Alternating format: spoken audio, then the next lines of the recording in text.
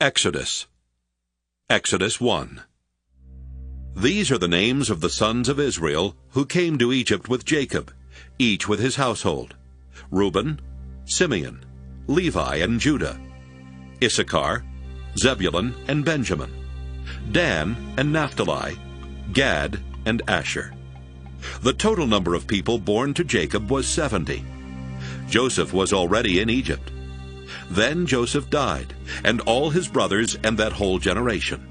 But the Israelites were fruitful and prolific. They multiplied and grew exceedingly strong, so that the land was filled with them.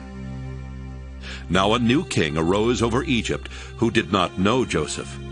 He said to his people, "Look, the Israelite people are more numerous and more powerful than we. Come, let us deal shrewdly with them, or they will increase, and in the event of war, join our enemies and fight against us, and escape from the land." Therefore they set taskmasters over them to oppress them with forced labor. They built supply cities, Pithom and Ramesses, for Pharaoh. But the more they were oppressed, the more they multiplied and spread, so that the Egyptians came to dread the Israelites. The Egyptians became ruthless in imposing tasks on the Israelites, and made their lives bitter with hard service in mortar and brick, and in every kind of field labor. They were ruthless in all the tasks that they imposed on them. The king of Egypt said to the Hebrew midwives, one of whom was named Shiphrah, and the other Puah, "When you act as midwives to the Hebrew women, and see them on the birth stool, if it is a boy, kill him. But if it is a girl, she shall live." But the midwives feared God. They did not do as the king of Egypt commanded them, but they let the boys live. So the king of Egypt summoned the midwives and said to them, "Why have you done this, and allowed the boys to live?" The midwives said to Pharaoh, "Because the Hebrew women are not like the Egyptian women, for they are vigorous and give birth before the midwife comes to them." So God dealt well with the midwives, and the people multiplied and became very strong. And because the midwives feared God, he gave them families. Then Pharaoh commanded all his people, "Every boy that is born to the Hebrews you shall throw into the Nile, but you shall let every girl live." Exodus 2.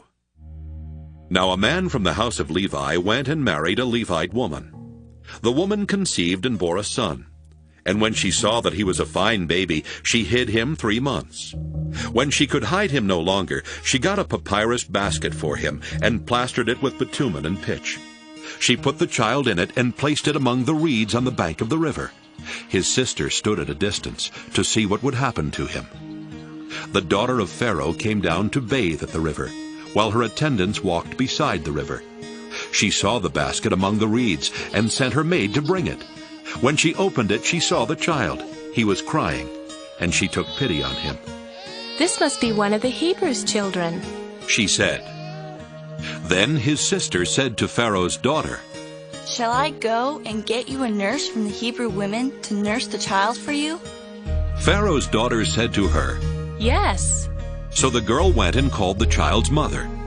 Pharaoh's daughter said to her, "Take this child and nurse it for me, and I will give you your wages."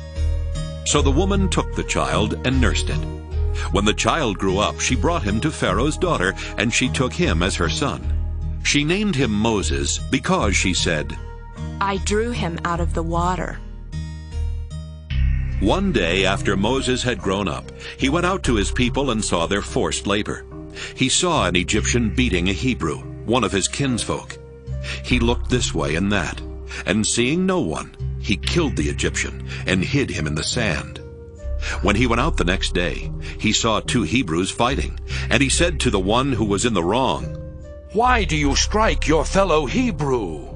He answered, "Who made you a ruler and judge over us? Do you mean to kill me as you killed the Egyptian?" Then Moses was afraid and thought, "Surely the thing is known." When Pharaoh heard of it, he sought to kill Moses. But Moses fled from Pharaoh. He settled in the land of Midian and sat down by a well. The priest of Midian had 7 daughters. They came to draw water and filled the troughs to water their father's flock. But some shepherds came and drove them away. Moses got up and came to their defense and watered their flock. When they returned to their father Reuel, he said, "How is it that you've come back so soon today?" They said, "An Egyptian helped us against the shepherds. He even drew water for us and watered the flock." He said to his daughters, "Where is he? Why did you leave the man? Invite him to break bread." Moses agreed to stay with the man, and he gave Moses his daughter Zipporah in marriage. She bore a son and named him Gershom, for he said, I have been an alien residing in a foreign land. After a long time, the king of Egypt died. The Israelites groaned under their slavery and cried out. Out of the slavery, their cry for help rose up to God. God heard their groaning, and God remembered his covenant with Abraham, Isaac, and Jacob. God looked upon the Israelites, and God took notice of them. Exodus 3. Moses was keeping the flock of his father-in-law Jethro, the priest of Midian. He led his flock beyond the wilderness and came to Horeb, the mountain of God. There the angel of the Lord appeared to him in a flame of fire out of a bush. He looked, and the bush was blazing, yet it was not consumed. Then Moses said, I must turn aside and look at this great sight, and see why the bush is not burned up. When the Lord saw that he had turned aside to see, God called to him out of the bush, Moses, Moses. And he said, Here I am. Then he said, Come no closer. Remove the sandals from your feet, for the place in which you are standing is holy ground. He said further, I am the God of your father, the God of Abraham, the God of Isaac, and the God of Jacob. And Moses hid his face, for he was afraid to look at God. Then the Lord said, I have observed the misery of my people who are in Egypt. I have heard their cry on account of their taskmasters. Indeed, I know their sufferings, and I have come down to deliver them from the Egyptians, and to bring them up out of that land to a good and broad land, a land flowing with milk and honey, to the country of the Canaanites, the Hittites, the Amorites, the Perizzites, the Hivites, and the Jebusites. The cry of the Israelites has now come to me. I have also seen how the Egyptians oppress them. So come, I will send you to Pharaoh to bring my people, the Israelites, out of Egypt. But Moses said to God, Who am I that I should go to Pharaoh and bring the Israelites out of Egypt? He said, I will be with you, and this shall be the sign for you that it is I who sent you. When you have brought the people out of Egypt, you shall worship God on this mountain. But Moses said to God, If I come to the Israelites and say to them, The God of your ancestors has sent me to you, and they ask me, What is his name? What shall I say to them? God said to Moses, I am who I am. He said further, Thus you shall say to the Israelites, I am has sent me to you. God also said to Moses, Thus you shall say to the Israelites, The Lord, the God of your ancestors, the God of Abraham, the God of Isaac, and the God of Jacob has sent me to you. This is my name forever, and this my title for all generations. Go and assemble the elders of Israel and say to them, The Lord, the God of your ancestors, the God of Abraham, of Isaac, and of Jacob, has appeared to me, saying, I have given heed to you and to what has been done to you in Egypt. I declare that I will bring you up out of the misery of Egypt to the land of the Canaanites, the Hittites, the Amorites, the Perizzites, the Hivites, and the Jebusites, a land flowing with milk and honey. They will listen to your voice, and you and the elders of Israel shall go to the king of Egypt and say to him, The Lord, the God of the Hebrews, has met with us. Let us now go a 3 days' journey into the wilderness, so that we may sacrifice to the Lord our God. I know, however, that the king of Egypt will not let you go unless compelled by a mighty hand. So I will stretch out my hand and strike Egypt with all my wonders that I will perform in it. After that he will let you go. I will bring this people into such favor with the Egyptians that when you go, you will not go empty-handed. Each woman shall ask her neighbor, and any woman living in the neighbor's house for jewelry of silver and of gold and clothing, and you shall put them on your sons and on your daughters, and so you shall plunder the Egyptians. Exodus 4. Then Moses answered, But suppose they do not believe me, or listen to me, but say, The Lord did not appear to you? The Lord said to him, What is that in your hand? He said, A staff? And he said, Throw it on the ground. So he threw the staff on the ground, and it became a snake, and Moses drew back from it. Then the Lord said to Moses, Reach out your hand and seize it by the tail. So he reached out his hand and grasped it, and it became a staff in his hand. So that they may believe that the Lord, the God of their ancestors, the God of Abraham, the God of Isaac, and the God of Jacob has appeared to you. Again the Lord said to him, Put your hand inside your cloak. He put his hand into his cloak, and when he took it out, his hand was leprous, as white as snow. Then God said, Put your hand back into your cloak. So he put his hand back into his cloak, and when he took it out, it was restored like the rest of his body. If they will not believe you or heed the first sign, they may believe the second sign. If they will not believe even these two signs or heed you, you shall take some water from the Nile and pour it on the dry ground. And the water that you shall take from the Nile will become blood on the dry ground. But Moses said to the Lord, Oh, my Lord, I have never been eloquent, neither in the past nor even now that you have spoken to your servant. But I am slow of speech and slow of tongue. Then the Lord said to him, Who gives speech to mortals? Who makes them mute or deaf, seeing or blind? Is it not I, the Lord? Now go, and I will be with your mouth and teach you what you are to speak.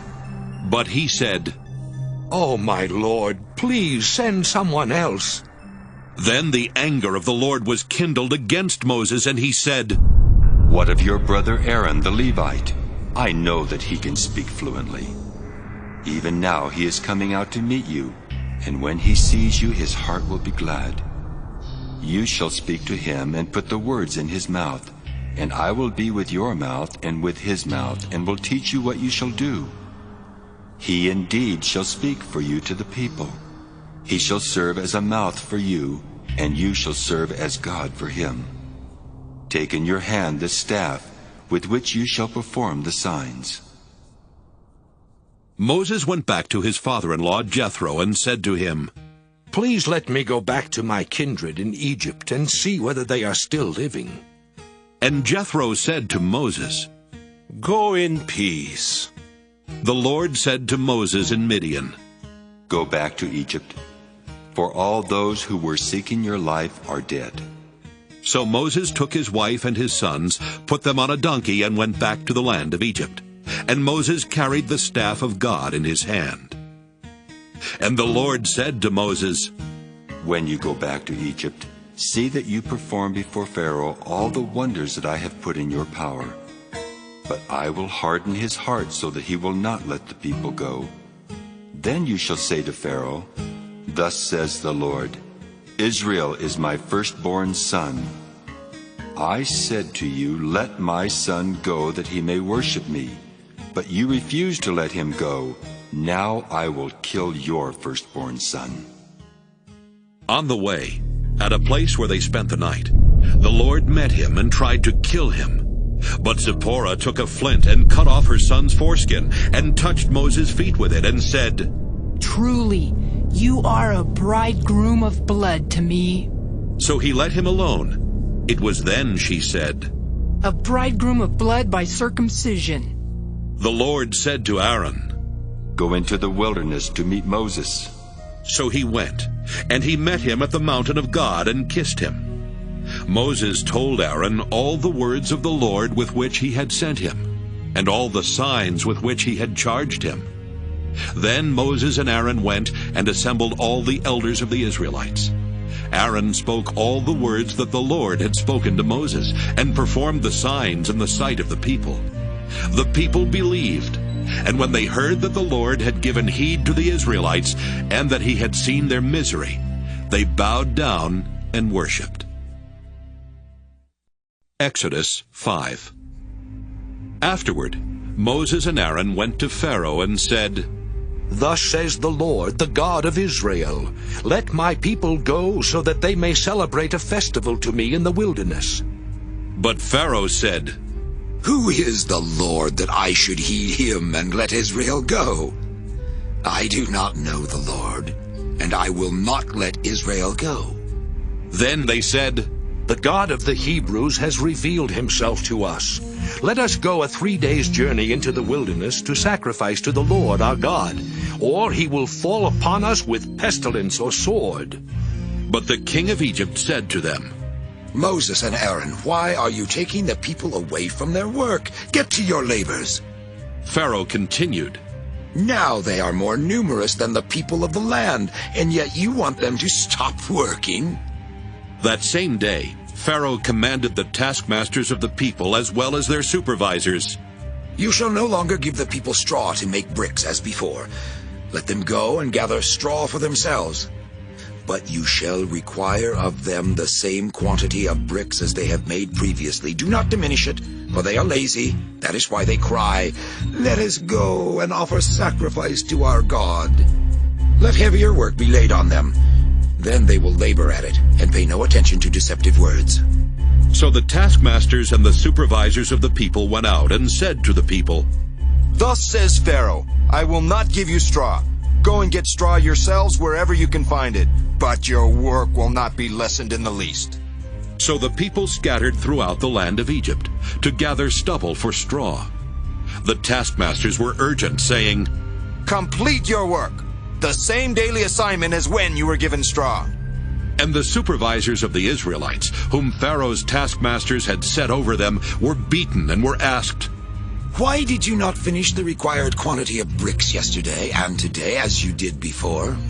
Then the Israelite supervisors came to Pharaoh and cried, Why do you treat your servants like this? No straw is given to your servants, yet they say to us, Make bricks.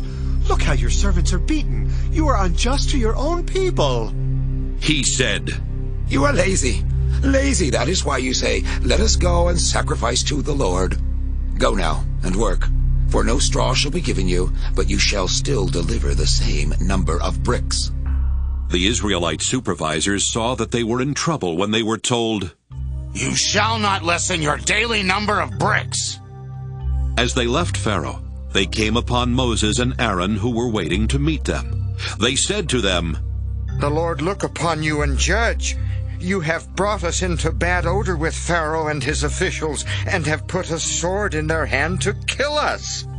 Then Moses turned again to the Lord and said, O Lord, why have you mistreated this people?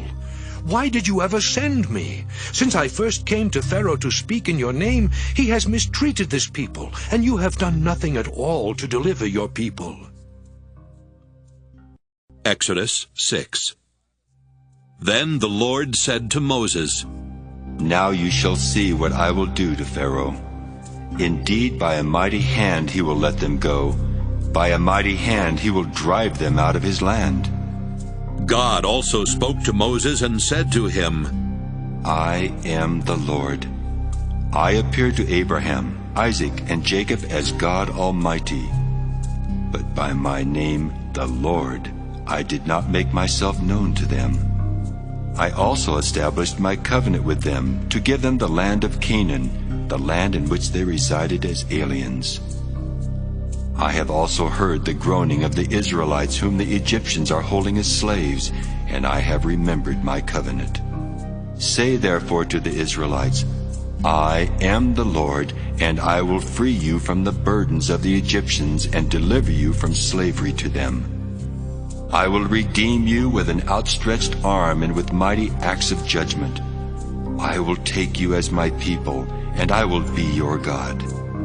You shall know that I am the Lord your God, who has freed you from the burdens of the Egyptians. I will bring you into the land that I swore to give to Abraham, Isaac, and Jacob. I will give it to you for a possession. I am the Lord. Moses told this to the Israelites, but they would not listen to Moses because of their broken spirit and their cruel slavery. Then the Lord spoke to Moses. Go and tell Pharaoh, king of Egypt, to let the Israelites go out of his land. But Moses spoke to the Lord. The Israelites have not listened to me. How then shall Pharaoh listen to me, poor speaker that I am? Thus the Lord spoke to Moses and Aaron, and gave them orders regarding the Israelites and Pharaoh, king of Egypt, charging them to free the Israelites from the land of Egypt.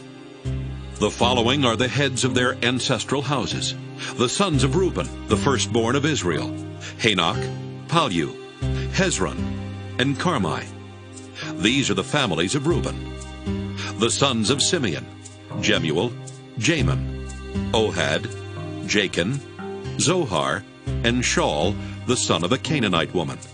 These are the families of Simeon. The following are the names of the sons of Levi according to their genealogies: Gershon, Kohath, and Merari.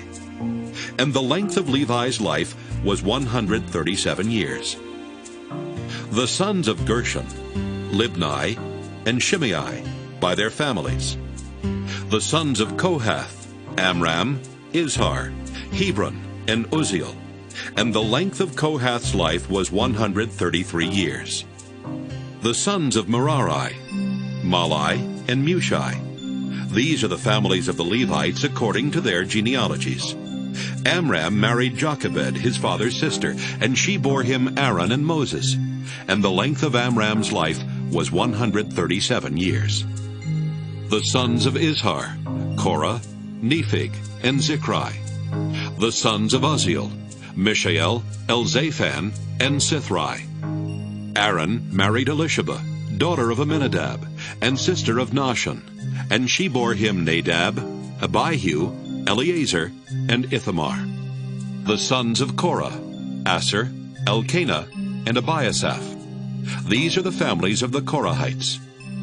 Aaron's son Eleazar married one of the daughters of Putiel, and she bore him Phinehas.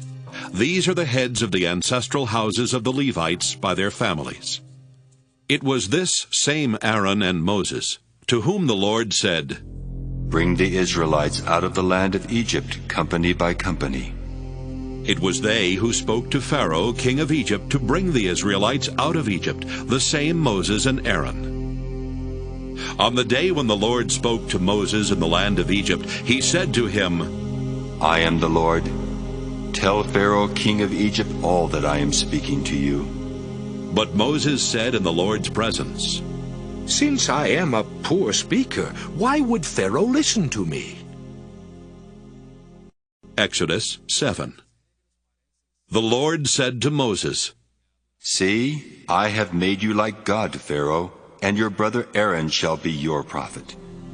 You shall speak all that I command you, and your brother Aaron shall tell Pharaoh to let the Israelites go out of his land. But I will harden Pharaoh's heart, and I will multiply my signs and wonders in the land of Egypt. When Pharaoh does not listen to you, I will lay my hand upon Egypt and bring my people, the Israelites, company by company out of the land of Egypt by great acts of judgment. The Egyptians shall know that I am the Lord when I stretch out my hand against Egypt and bring the Israelites out from among them. Moses and Aaron did so. They did just as the Lord commanded them. Moses was 80 years old, and Aaron 83 when they spoke to Pharaoh. The Lord said to Moses and Aaron, When Pharaoh says to you, Perform a wonder, then you shall say to Aaron, Take your staff and throw it down before Pharaoh, and it will become a snake. So Moses and Aaron went to Pharaoh and did as the Lord had commanded. Aaron threw down his staff before Pharaoh and his officials, and it became a snake. Then Pharaoh summoned the wise men and the sorcerers, and they also, the magicians of Egypt, did the same by their secret arts. Each one threw down his staff, and they became snakes, but Aaron's staff swallowed up theirs. Still Pharaoh's heart was hardened, and he would not listen to them, as the Lord had said. Then the Lord said to Moses, Pharaoh's heart is hardened. He refuses to let the people go. Go to Pharaoh in the morning as he is going out to the water. Stand by at the river bank to meet him, and take in your hand the staff that was turned into a snake. Say to him, The Lord, the God of the Hebrews, sent me to you to say, Let my people go, so that they may worship me in the wilderness. But until now you have not listened. Thus says the Lord, By this you shall know that I am the Lord. See, with the staff that is in my hand I will strike the water that is in the Nile, and it shall be turned to blood. The fish in the river shall die, the river itself shall stink, and the Egyptians shall be unable to drink water from the Nile. The Lord said to Moses, Say to Aaron, Take your staff and stretch out your hand over the waters of Egypt, over its rivers, its canals, and its ponds, and all its pools of water, so that they may become blood. And there shall be blood throughout the whole land of Egypt, even in vessels of wood and in vessels of stone. Moses and Aaron did just as the Lord commanded. In the sight of Pharaoh and of his officials, he lifted up the staff and struck the water in the river, and all the water in the river was turned into blood, and the fish in the river died. The river stank so that the Egyptians could not drink its water, and there was blood throughout the whole land of Egypt. But the magicians of Egypt did the same by their secret arts. So Pharaoh's heart remained hardened, and he would not listen to them, as the Lord had said. Pharaoh turned and went into his house, and he did not take even this to heart.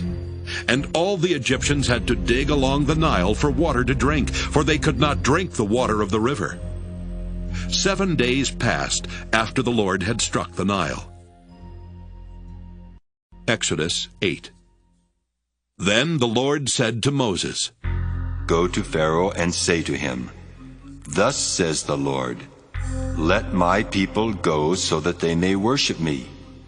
If you refuse to let them go, I will plague your whole country with frogs. The river shall swarm with frogs. They shall come up into your palace, into your bedchamber and your bed, and into the houses of your officials and of your people, and into your ovens and your kneading bowls. The frogs shall come up on you, and on your people, and on all your officials. And the Lord said to Moses, Say to Aaron, Stretch out your hand with your staff over the rivers, the canals, and the pools, and make frogs come up on the land of Egypt. So Aaron stretched out his hand over the waters of Egypt, and the frogs came up and covered the land of Egypt. But the magicians did the same by their secret arts, and brought frogs up on the land of Egypt. Then Pharaoh called Moses and Aaron and said, Pray to the Lord to take away the frogs from me and my people, and I will let the people go to sacrifice to the Lord. Moses said to Pharaoh, Kindly tell me when I am to pray for you and for your officials and for your people, that the frogs may be removed from you and your houses and be left only in the Nile. And he said, Tomorrow. Moses said, As you say, so that you may know that there is no one like the Lord our God. The frogs shall leave you and your houses and your officials and your people. They shall be left only in the Nile. Then Moses and Aaron went out from Pharaoh, and Moses cried out to the Lord concerning the frogs that he had brought upon Pharaoh. And the Lord did as Moses requested. The frogs died in the houses, the courtyards, and the fields, and they gathered them together in heaps, and the land stank. But when Pharaoh saw that there was a respite, he hardened his heart, and would not listen to them, just as the Lord had said. Then the Lord said to Moses, Say to Aaron, Stretch out your staff and strike the dust of the earth, so that it may become gnats throughout the whole land of Egypt. And they did so. Aaron stretched out his hand with his staff and struck the dust of the earth, and gnats came on humans and animals alike.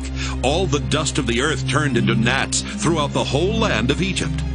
The magicians tried to produce gnats by their secret arts, but they could not. There were gnats on both humans and animals.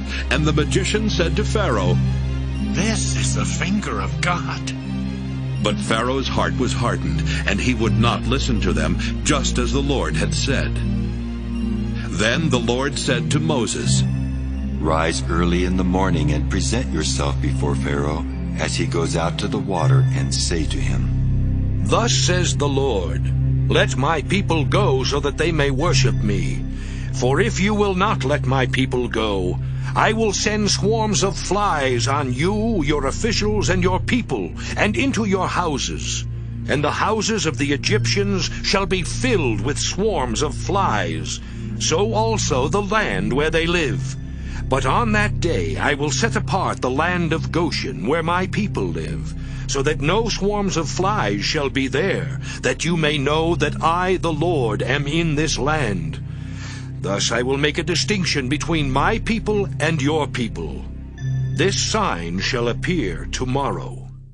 The Lord did so, and great swarms of flies came into the house of Pharaoh and into his officials' houses. In all of Egypt the land was ruined because of the flies. Then Pharaoh summoned Moses and Aaron and said, Go, sacrifice to your God within the land. But Moses said, It would not be right to do so, for the sacrifices that we offer to the Lord our God are offensive to the Egyptians. If we offer in the sight of the Egyptians sacrifices that are offensive to them, will they not stone us? We must go a 3 days' journey into the wilderness and sacrifice to the Lord our God as he commands us. So Pharaoh said, I will let you go to sacrifice to the Lord your God in the wilderness, provided you do not go very far away. Pray for me. Then Moses said, As soon as I leave you, I will pray to the Lord that the swarms of flies may depart tomorrow from Pharaoh, from his officials, and from his people. Only do not let Pharaoh again deal falsely by not letting the people go to sacrifice to the Lord. So Moses went out from Pharaoh and prayed to the Lord. And the Lord did as Moses asked. He removed the swarms of flies from Pharaoh, from his officials, and from his people. Not one remained. But Pharaoh hardened his heart this time also, and would not let the people go. Exodus 9. Then the Lord said to Moses, Go to Pharaoh and say to him, Thus says the Lord, the God of the Hebrews, Let my people go so that they may worship me. For if you refuse to let them go and still hold them, the hand of the Lord will strike with a deadly pestilence your livestock in the field, the horses, the donkeys, the camels, the herds, and the flocks. But the Lord will make a distinction between the livestock of Israel and the livestock of Egypt, so that nothing shall die of all that belongs to the Israelites. The Lord set a time, saying, Tomorrow the Lord will do this thing in the land. And on the next day the Lord did so. All the livestock of the Egyptians died, but of the livestock of the Israelites not one died. Pharaoh inquired, and found that not one of the livestock of the Israelites was dead. But the heart of Pharaoh was hardened, and he would not let the people go. Then the Lord said to Moses and Aaron, Take handfuls of soot from the kiln, and let Moses throw it in the air in the sight of Pharaoh. It shall become fine dust all over the land of Egypt, and shall cause festering boils on humans and animals throughout the whole land of Egypt. So they took soot from the kiln, and stood before Pharaoh, and Moses threw it in the air, and it caused festering boils on humans and animals.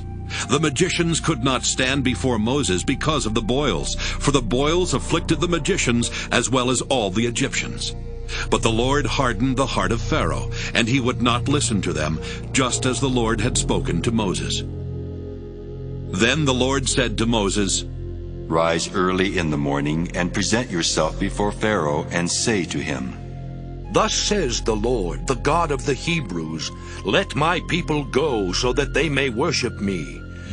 For this time I will send all my plagues upon yourself, and upon your officials, and upon your people, so that you may know that there is no one like me in all the earth.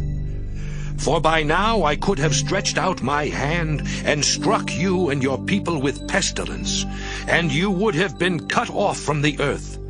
But this is why I have let you live, to show you my power, and to make my name resound through all the earth. You are still exalting yourself against my people, and will not let them go. Tomorrow at this time I will cause the heaviest hail to fall that has ever fallen in Egypt, from the day it was founded until now.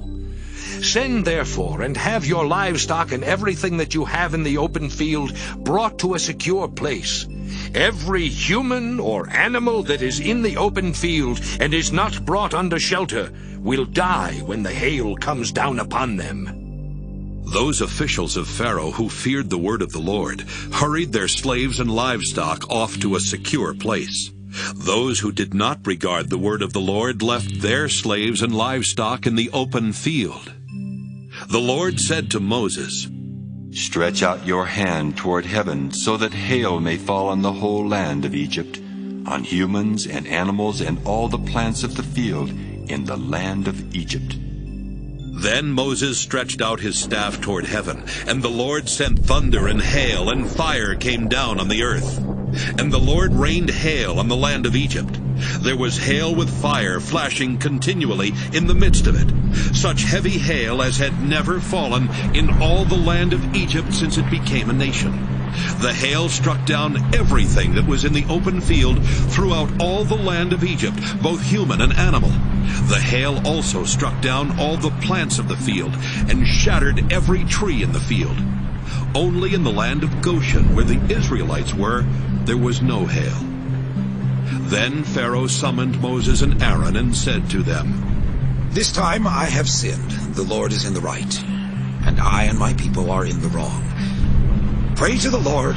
Enough of God's thunder and hail. I will let you go. You need stay no longer."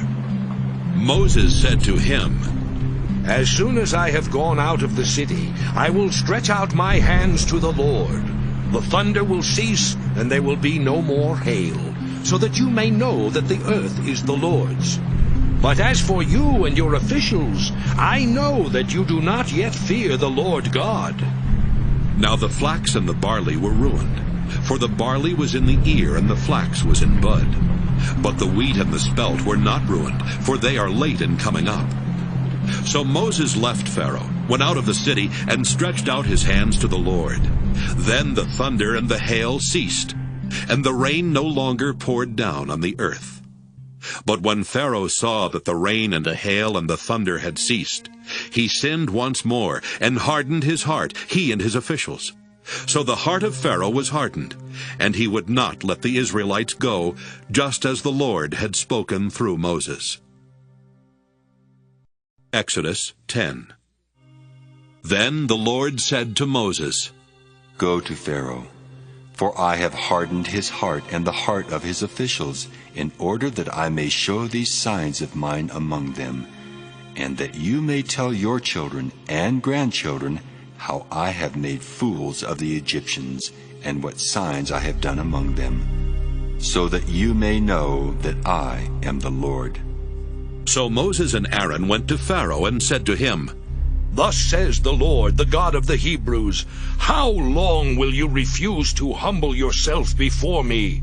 Let my people go so that they may worship me. For if you refuse to let my people go, tomorrow I will bring locusts into your country. They shall cover the surface of the land so that no one will be able to see the land. They shall devour the last remnant left you after the hail, and they shall devour every tree of yours that grows in the field. They shall fill your houses and the houses of all your officials and of all the Egyptians, something that neither your parents nor your grandparents have seen from the day they came on earth to this day." Then he turned and went out from Pharaoh. Pharaoh's officials said to him, "How long shall this fellow be a snare to us? Let the people go so that they may worship the Lord their God. Do you not yet understand that Egypt is ruined?" So Moses and Aaron were brought back to Pharaoh, and he said to them, Go, worship the Lord your God. But which ones are to go? Moses said, We will go with our young and our old. We will go with our sons and daughters, and with our flocks and herds, because we have the Lord's festival to celebrate. He said to them, The Lord indeed will be with you if ever I let your little ones go with you. Plainly, you have some evil purpose in mind. No, never. Your men may go and worship the Lord, for that is what you are asking. And they were driven out from Pharaoh's presence. Then the Lord said to Moses, Stretch out your hand over the land of Egypt, so that the locust may come upon it, and eat every plant in the land, all that the hail has left. So Moses stretched out his staff over the land of Egypt, and the Lord brought an east wind upon the land all that day and all that night. When morning came, the east wind had brought the locusts. The locusts came upon all the land of Egypt, and settled on the whole country of Egypt, such a dense swarm of locusts as had never been before, nor ever shall be again. They covered the surface of the whole land, so that the land was black. And they ate all the plants in the land, and all the fruit of the trees that the hail had left. Nothing green was left, no tree, no plant in the field, in all the land of Egypt. Pharaoh hurriedly summoned Moses and Aaron and said, I have sinned against the Lord your God, and against you. Do forgive my sin just this once, and pray to the Lord your God that at the least he remove this deadly thing from me. So he went out from Pharaoh and prayed to the Lord. The Lord changed the wind into a very strong west wind, which lifted the locusts and drove them into the Red Sea. Not a single locust was left in all the country of Egypt. But the Lord hardened Pharaoh's heart, and he would not let the Israelites go. Then the Lord said to Moses, Stretch out your hand toward heaven, so that there may be darkness over the land of Egypt, a darkness that can be felt. So Moses stretched out his hand toward heaven, and there was dense darkness in all the land of Egypt for 3 days. People could not see one another, and for 3 days they could not move from where they were. But all the Israelites had light where they lived. Then Pharaoh summoned Moses and said, Go, worship the Lord. Only your flocks and your herds shall remain behind. Even your children may go with you. But Moses said, You must also let us have sacrifices and burnt offerings to sacrifice to the Lord our God. Our livestock also must go with us. Not a hoof shall be left behind, for we must choose some of them for the worship of the Lord our God. And we will not know what to use to worship the Lord until we arrive there. But the Lord hardened Pharaoh's heart, and he was unwilling to let them go. Then Pharaoh said to him, Get away from me! Take care that you do not see my face again, for on the day you see my face you shall die. Moses said, Just as you say, I will never see your face again. Exodus 11. The Lord said to Moses, I will bring one more plague upon Pharaoh and upon Egypt. Afterwards he will let you go from here. Indeed, when he lets you go, he will drive you away. Tell the people that every man is to ask his neighbor, and every woman is to ask her neighbor for objects of silver and gold. The Lord gave the people favor in the sight of the Egyptians. Moreover, Moses himself was a man of great importance in the land of Egypt, in the sight of Pharaoh's officials and in the sight of the people. Moses said, Thus says the Lord, About midnight I will go out through Egypt.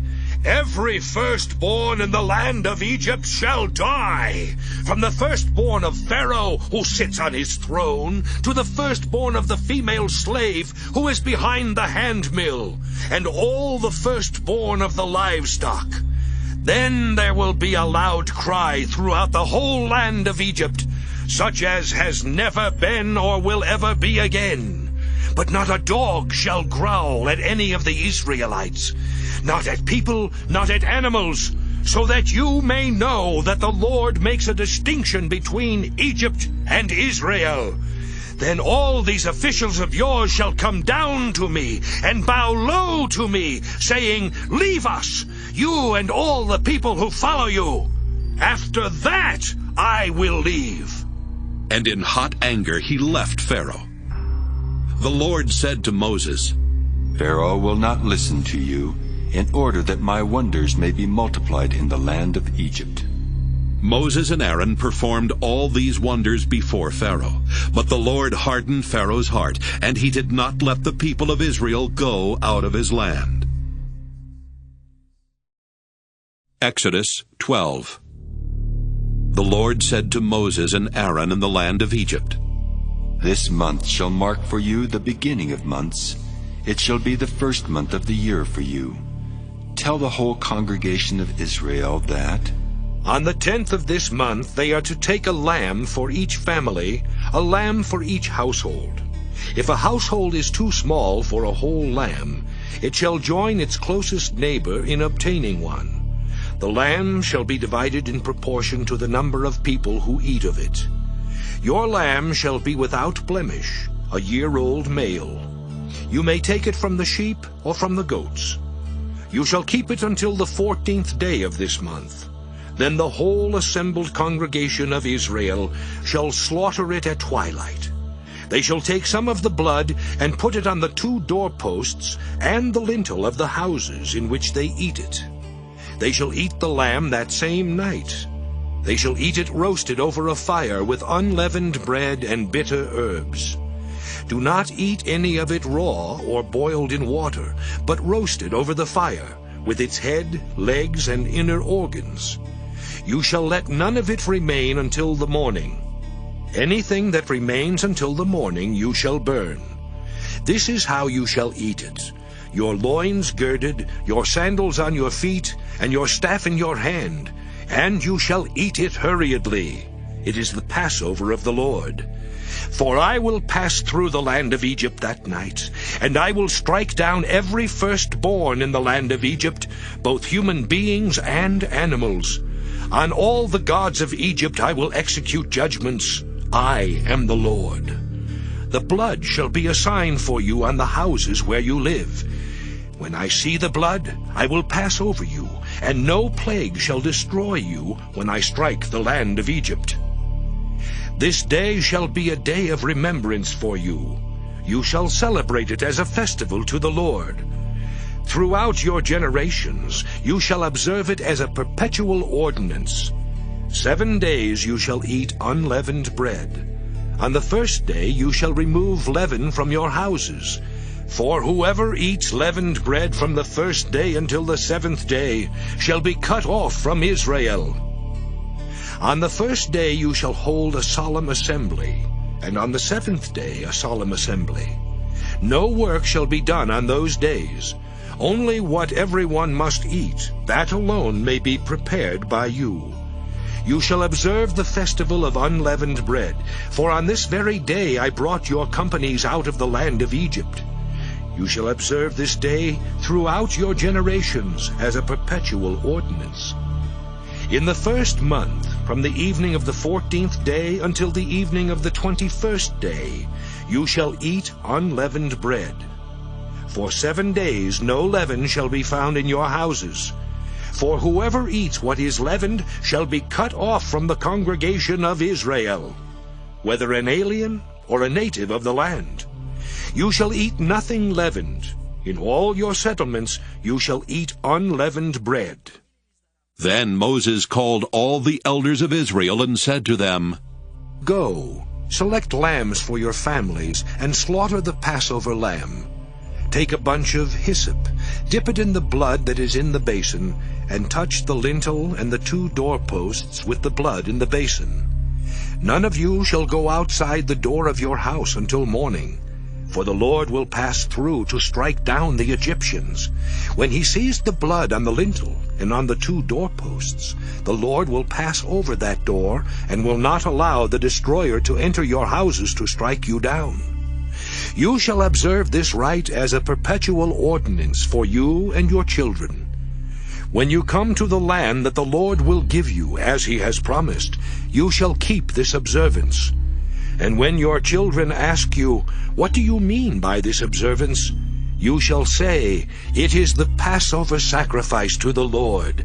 For he passed over the houses of the Israelites in Egypt, when he struck down the Egyptians, but spared our houses.'" And the people bowed down and worshipped. The Israelites went and did just as the Lord had commanded Moses and Aaron. At midnight, the Lord struck down all the firstborn in the land of Egypt, from the firstborn of Pharaoh who sat on his throne to the firstborn of the prisoner who was in the dungeon, and all the firstborn of the livestock. Pharaoh arose in the night, he and all his officials and all the Egyptians, and there was a loud cry in Egypt, for there was not a house without someone dead. Then he summoned Moses and Aaron in the night and said, "Rise up, go away from my people, both you and the Israelites. Go, worship the Lord as you said, take your flocks and your herds as you said, and be gone, and bring a blessing on me too." The Egyptians urged the people to hasten their departure from the land, for they said, "We shall all be dead." So the people took their dough before it was leavened, with their kneading bowls wrapped up in their cloaks on their shoulders. The Israelites had done as Moses told them. They had asked the Egyptians for jewelry of silver and gold and for clothing, and the Lord had given the people favor in the sight of the Egyptians, so that they let them have what they asked, and so they plundered the Egyptians. The Israelites journeyed from Ramesses to Succoth, about 600,000 men on foot, besides children. A mixed crowd also went up with them, and livestock in great numbers, both flocks and herds. They baked unleavened cakes of the dough that they had brought out of Egypt. It was not leavened because they were driven out of Egypt and could not wait, nor had they prepared any provisions for themselves. The time that the Israelites had lived in Egypt was 430 years. At the end of 430 years, on that very day, all the companies of the Lord went out from the land of Egypt. That was for the Lord a night of vigil, to bring them out of the land of Egypt. That same night is a vigil to be kept for the Lord by all the Israelites throughout their generations. The Lord said to Moses and Aaron, "This is the ordinance for the Passover. No foreigner shall eat of it, but any slave who has been purchased may eat of it after he has been circumcised. No bound or hired servant may eat of it. It shall be eaten in one house. You shall not take any of the animal outside the house, and you shall not break any of its bones. The whole congregation of Israel shall celebrate it. If an alien who resides with you wants to celebrate the Passover to the Lord, all his males shall be circumcised. Then he may draw near to celebrate it. He shall be regarded as a native of the land. But no uncircumcised person shall eat of it. There shall be one law for the native and for the alien who resides among you." All the Israelites did just as the Lord had commanded Moses and Aaron. That very day the Lord brought the Israelites out of the land of Egypt, company by company. Exodus 13. The Lord said to Moses, "Consecrate to me all the firstborn. Whatever is the first to open the womb among the Israelites, of human beings and animals, is mine." Moses said to the people, "Remember this day on which you came out of Egypt, out of the house of slavery, because the Lord brought you out from there by strength of hand. No leavened bread shall be eaten. Today in the month of Abib you are going out. When the Lord brings you into the land of the Canaanites, the Hittites, the Amorites, the Hivites, and the Jebusites, which he swore to your ancestors to give you, a land flowing with milk and honey, you shall keep this observance in this month. 7 days you shall eat unleavened bread, and on the 7th day there shall be a festival to the Lord. Unleavened bread shall be eaten for 7 days. No leavened bread shall be seen in your possession, and no leaven shall be seen among you in all your territory. You shall tell your child on that day, 'It is because of what the Lord did for me when I came out of Egypt.' It shall serve for you as a sign on your hand, and as a reminder on your forehead. so that the teaching of the Lord may be on your lips. For with a strong hand the Lord brought you out of Egypt. You shall keep this ordinance at its proper time from year to year. When the Lord has brought you into the land of the Canaanites, as he swore to you and your ancestors, and has given it to you, you shall set apart to the Lord all that first opens the womb. All the firstborn of your livestock that are males shall be the Lord's. But every firstborn donkey you shall redeem with a sheep. If you do not redeem it, you must break its neck. Every firstborn male among your children you shall redeem. When in the future your child asks you, "What does this mean?" you shall answer, "By strength of hand the Lord brought us out of Egypt from the house of slavery. When Pharaoh stubbornly refused to let us go, the Lord killed all the firstborn in the land of Egypt, from human firstborn to the firstborn of animals. Therefore I sacrifice to the Lord every male that first opens the womb. But every firstborn of my sons I redeem. It shall serve as a sign on your hand and as an emblem on your forehead, that by strength of hand the Lord brought us out of Egypt." When Pharaoh let the people go, God did not lead them by way of the land of the Philistines, although that was nearer. For God thought, "If the people face war, they may change their minds and return to Egypt." So God led the people by the roundabout way of the wilderness toward the Red Sea.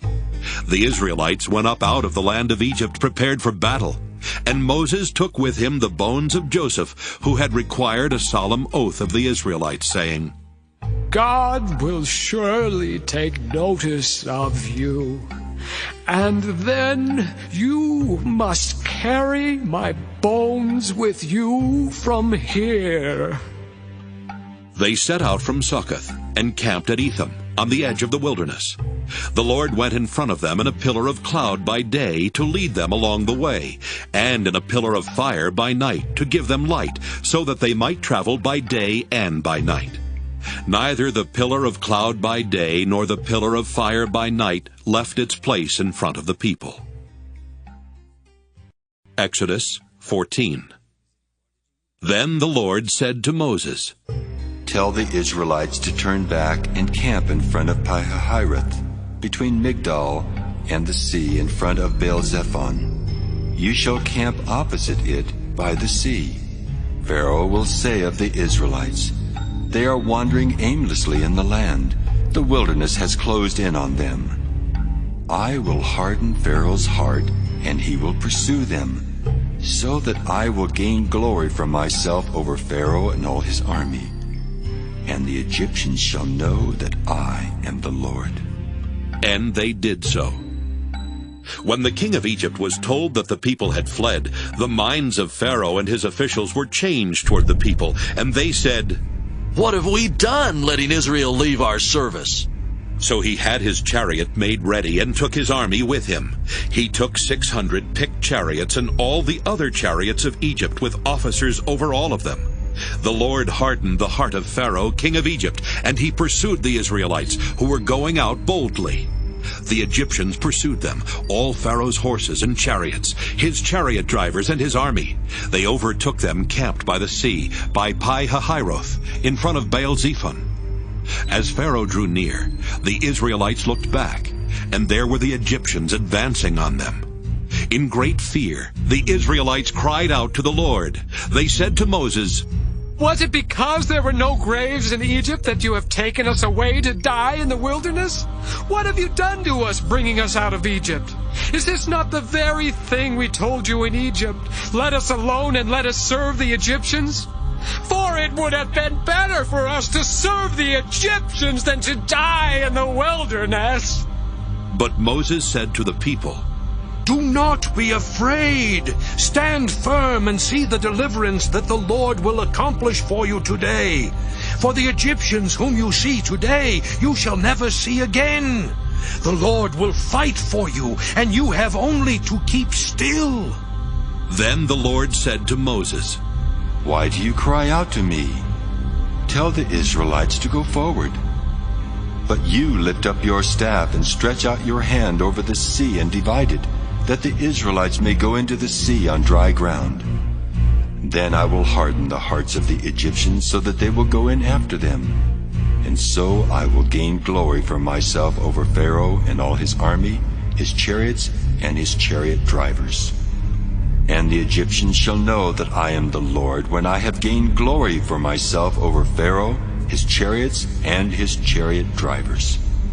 The angel of God, who was going before the Israelite army, moved and went behind them. And the pillar of cloud moved in front of them and took its place behind them. It came between the army of Egypt and the army of Israel. And so the cloud was there with the darkness, and it lit up the night. One did not come near the other all night. Then Moses stretched out his hand over the sea. The Lord drove the sea back by a strong east wind all night, and turned the sea into dry land, and the waters were divided. The Israelites went into the sea on dry ground, the waters forming a wall for them on their right and on their left. The Egyptians pursued and went into the sea after them, all of Pharaoh's horses, chariots, and chariot drivers. At the morning watch, the Lord in the pillar of fire and cloud looked down upon the Egyptian army, and threw the Egyptian army into panic. He clogged their chariot wheels so that they turned with difficulty. The Egyptians said, "Let us flee from the Israelites, for the Lord is fighting for them against Egypt." Then the Lord said to Moses, "Stretch out your hand over the sea so that the water may come back upon the Egyptians, upon their chariots and chariot drivers." So Moses stretched out his hand over the sea, and at dawn the sea returned to its normal depth. As the Egyptians fled before it, the Lord tossed the Egyptians into the sea. The waters returned and covered the chariots and the chariot drivers, the entire army of Pharaoh that had followed them into the sea. Not one of them remained. But the Israelites walked on dry ground through the sea, the waters forming a wall for them on their right and on their left. Thus the Lord saved Israel that day from the Egyptians. And Israel saw the Egyptians dead on the seashore. Israel saw the great work that the Lord did against the Egyptians. So the people feared the Lord and believed in the Lord and in his servant Moses. Exodus 15. Then Moses and the Israelites sang this song to the Lord. I will sing to the Lord, for he has triumphed gloriously. Horse and rider he has thrown into the sea. The Lord is my strength and my might, and he has become my salvation. This is my God, and I will praise him, my father's God, and I will exalt him. The Lord is a warrior, the Lord is his name. Pharaoh's chariots and his army he cast into the sea. His picked officers were sunk in the Red Sea. The floods covered them. They went down into the depths like a stone. Your right hand, O Lord, glorious in power. Your right hand, O Lord, shattered the enemy. In the greatness of your majesty, you overthrew your adversaries. You sent out your fury. It consumed them like stubble. At the blast of your nostrils, the waters piled up. The floods stood up in a heap. The deeps congealed in the heart of the sea.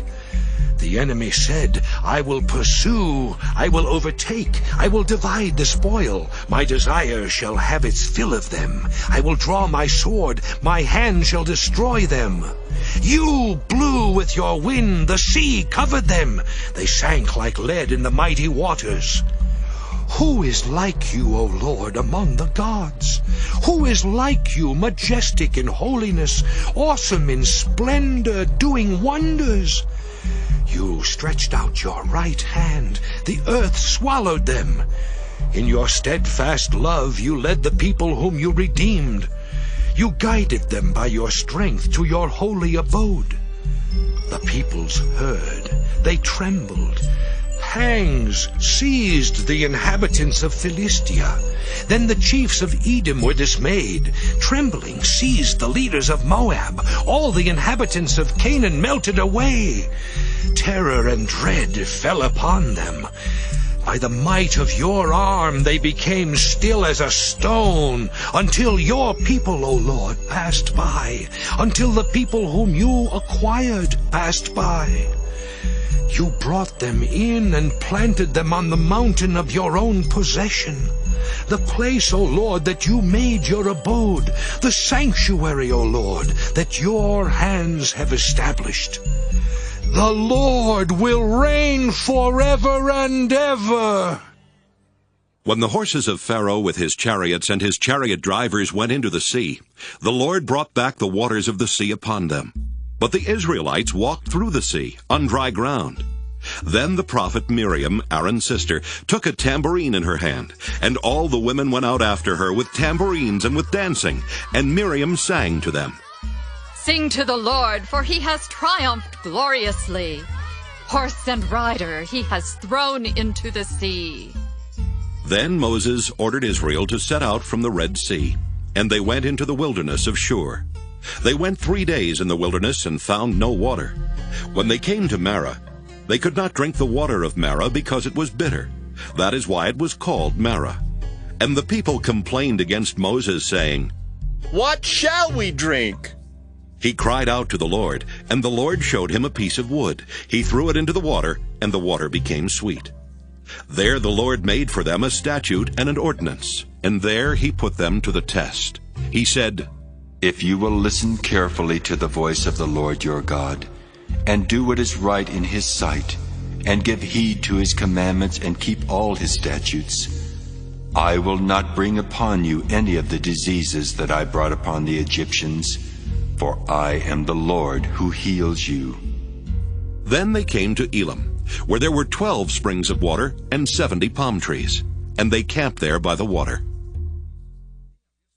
Exodus 16. The whole congregation of the Israelites set out from Elim, and Israel came to the wilderness of Sin, which is between Elim and Sinai, on the 15th day of the 2nd month after they had departed from the land of Egypt. The whole congregation of the Israelites complained against Moses and Aaron in the wilderness. The Israelites said to them, "If only we had died by the hand of the Lord in the land of Egypt, when we sat by the flesh pots and ate our fill of bread.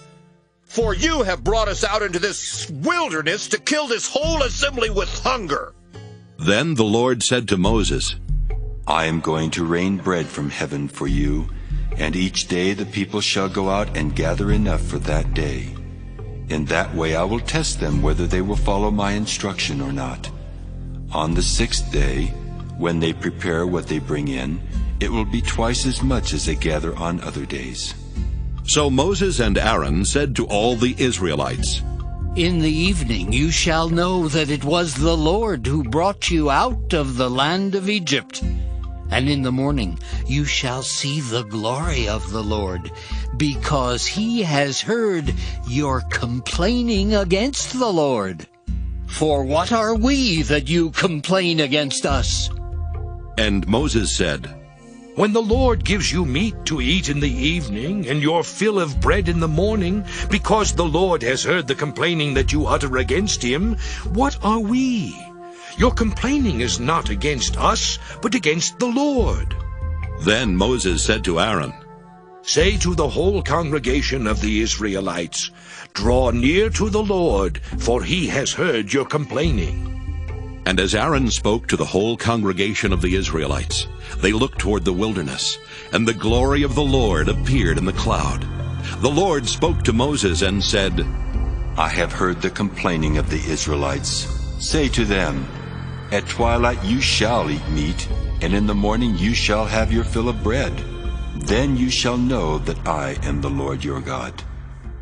In the evening, quails came up and covered the camp, and in the morning there was a layer of dew around the camp.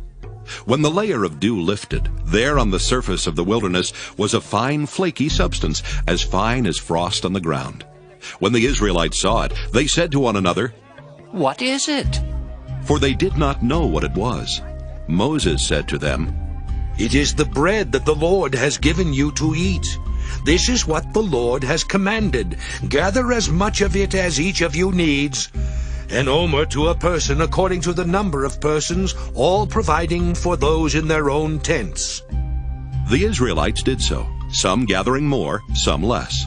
But when they measured it with an omer, those who gathered much had nothing over, and those who gathered little had no shortage. They gathered as much as each of them needed. And Moses said to them, "Let no one leave any of it over until morning." But they did not listen to Moses. Some left part of it until morning, and it bred worms and became foul. And Moses was angry with them. Morning by morning they gathered it as much as each needed, but when the sun grew hot, it melted. On the 6th day they gathered twice as much food, 2 omers apiece. When all the leaders of the congregation came and told Moses, he said to them, "This is what the Lord has commanded. Tomorrow is a day of solemn rest, a holy Sabbath to the Lord. Bake what you want to bake, and boil what you want to boil, and all that is left over put aside to be kept until morning." So they put it aside until morning, as Moses commanded them, and it did not become foul, and there were no worms in it. Moses said, "Eat it today, for today is a Sabbath to the Lord. Today you will not find it in the field. 6 days you shall gather it, but on the 7th day, which is a Sabbath, there will be none." On the 7th day, some of the people went out to gather, and they found none. The Lord said to Moses, "How long will you refuse to keep my commandments and instructions? See, the Lord has given you the Sabbath. Therefore on the 6th day he gives you food for 2 days. Each of you stay where you are. Do not leave your place on the 7th day." So the people rested on the 7th day. The house of Israel called it manna. It was like coriander seed, white, and the taste of it was like wafers made with honey. Moses said, "This is what the Lord has commanded.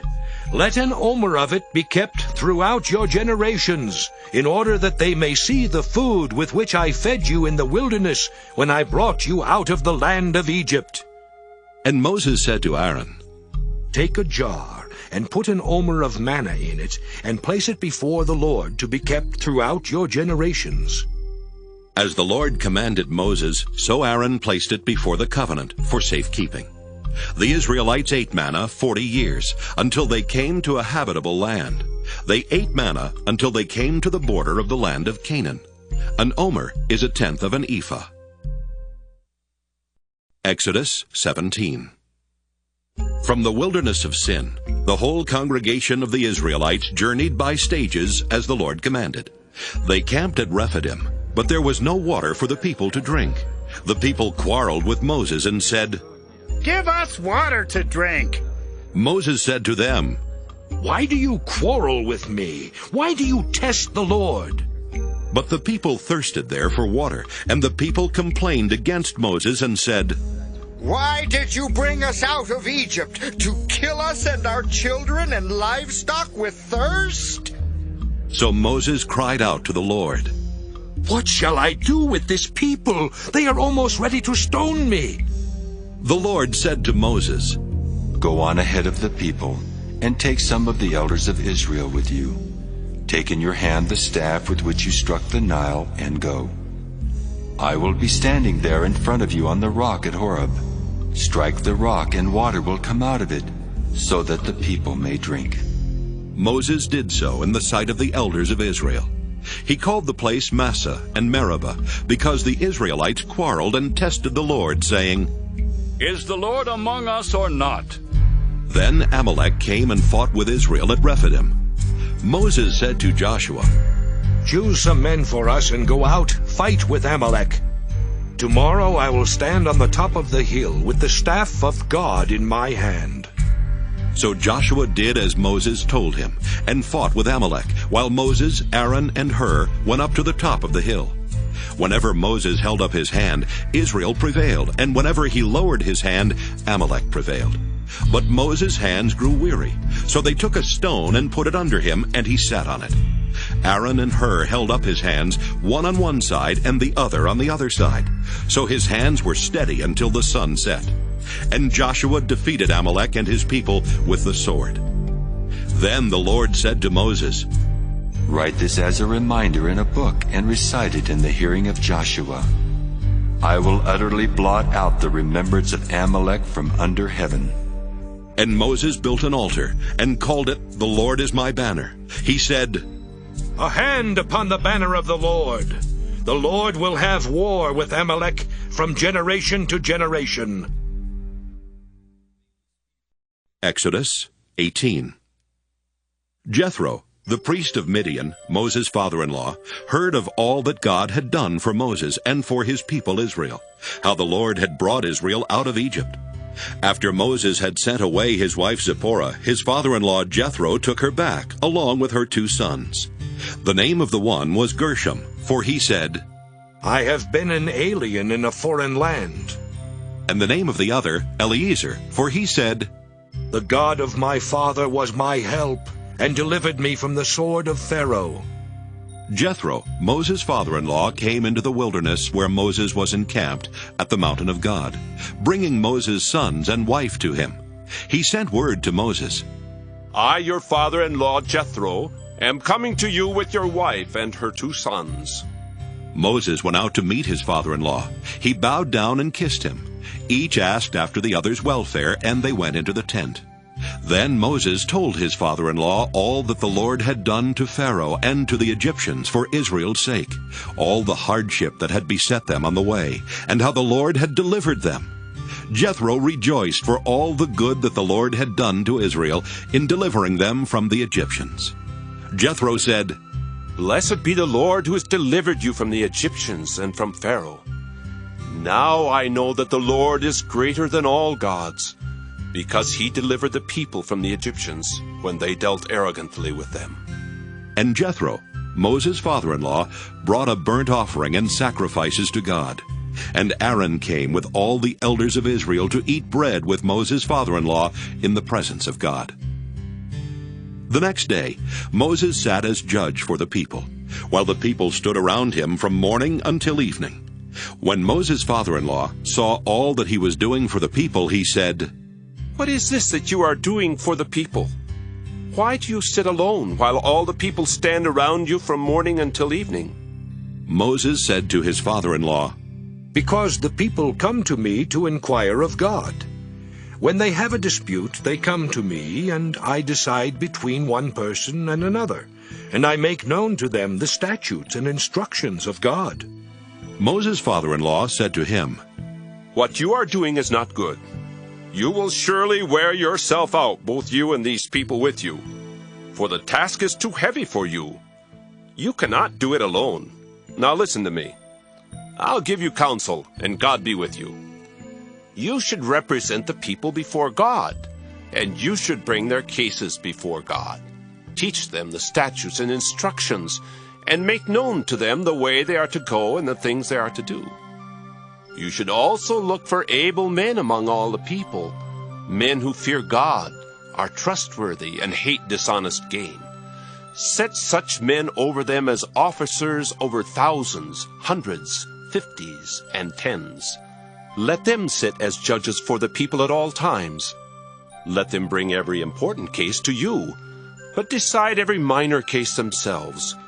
So it will be easier for you, and they will bear the burden with you. If you do this, and God so commands you, then you will be able to endure, and all these people will go to their home in peace.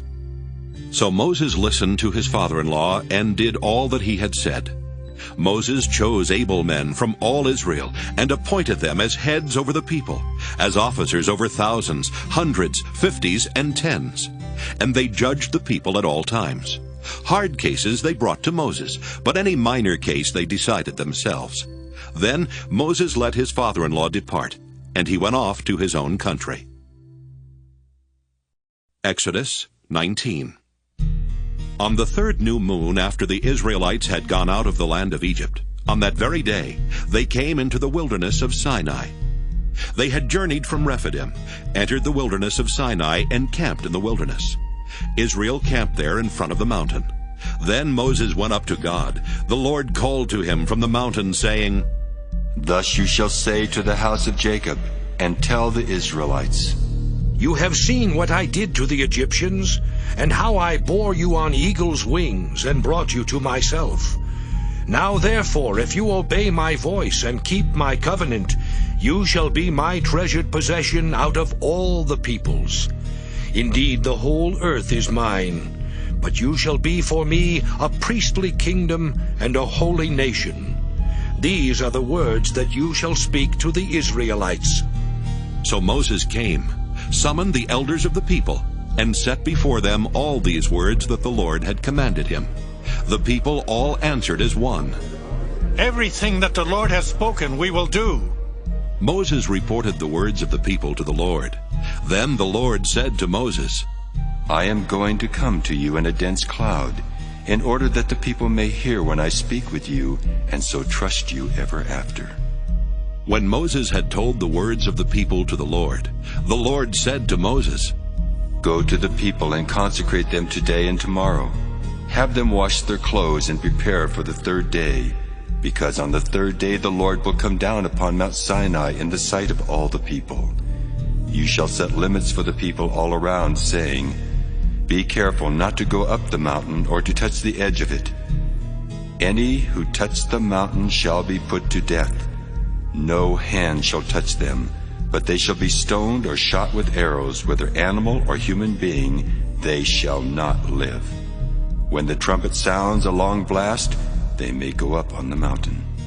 So Moses went down from the mountain to the people. He consecrated the people, and they washed their clothes. And he said to the people, Prepare for the third day. Do not go near a woman.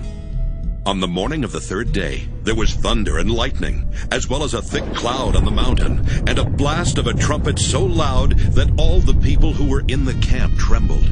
Moses brought the people out of the camp to meet God. They took their stand at the foot of the mountain.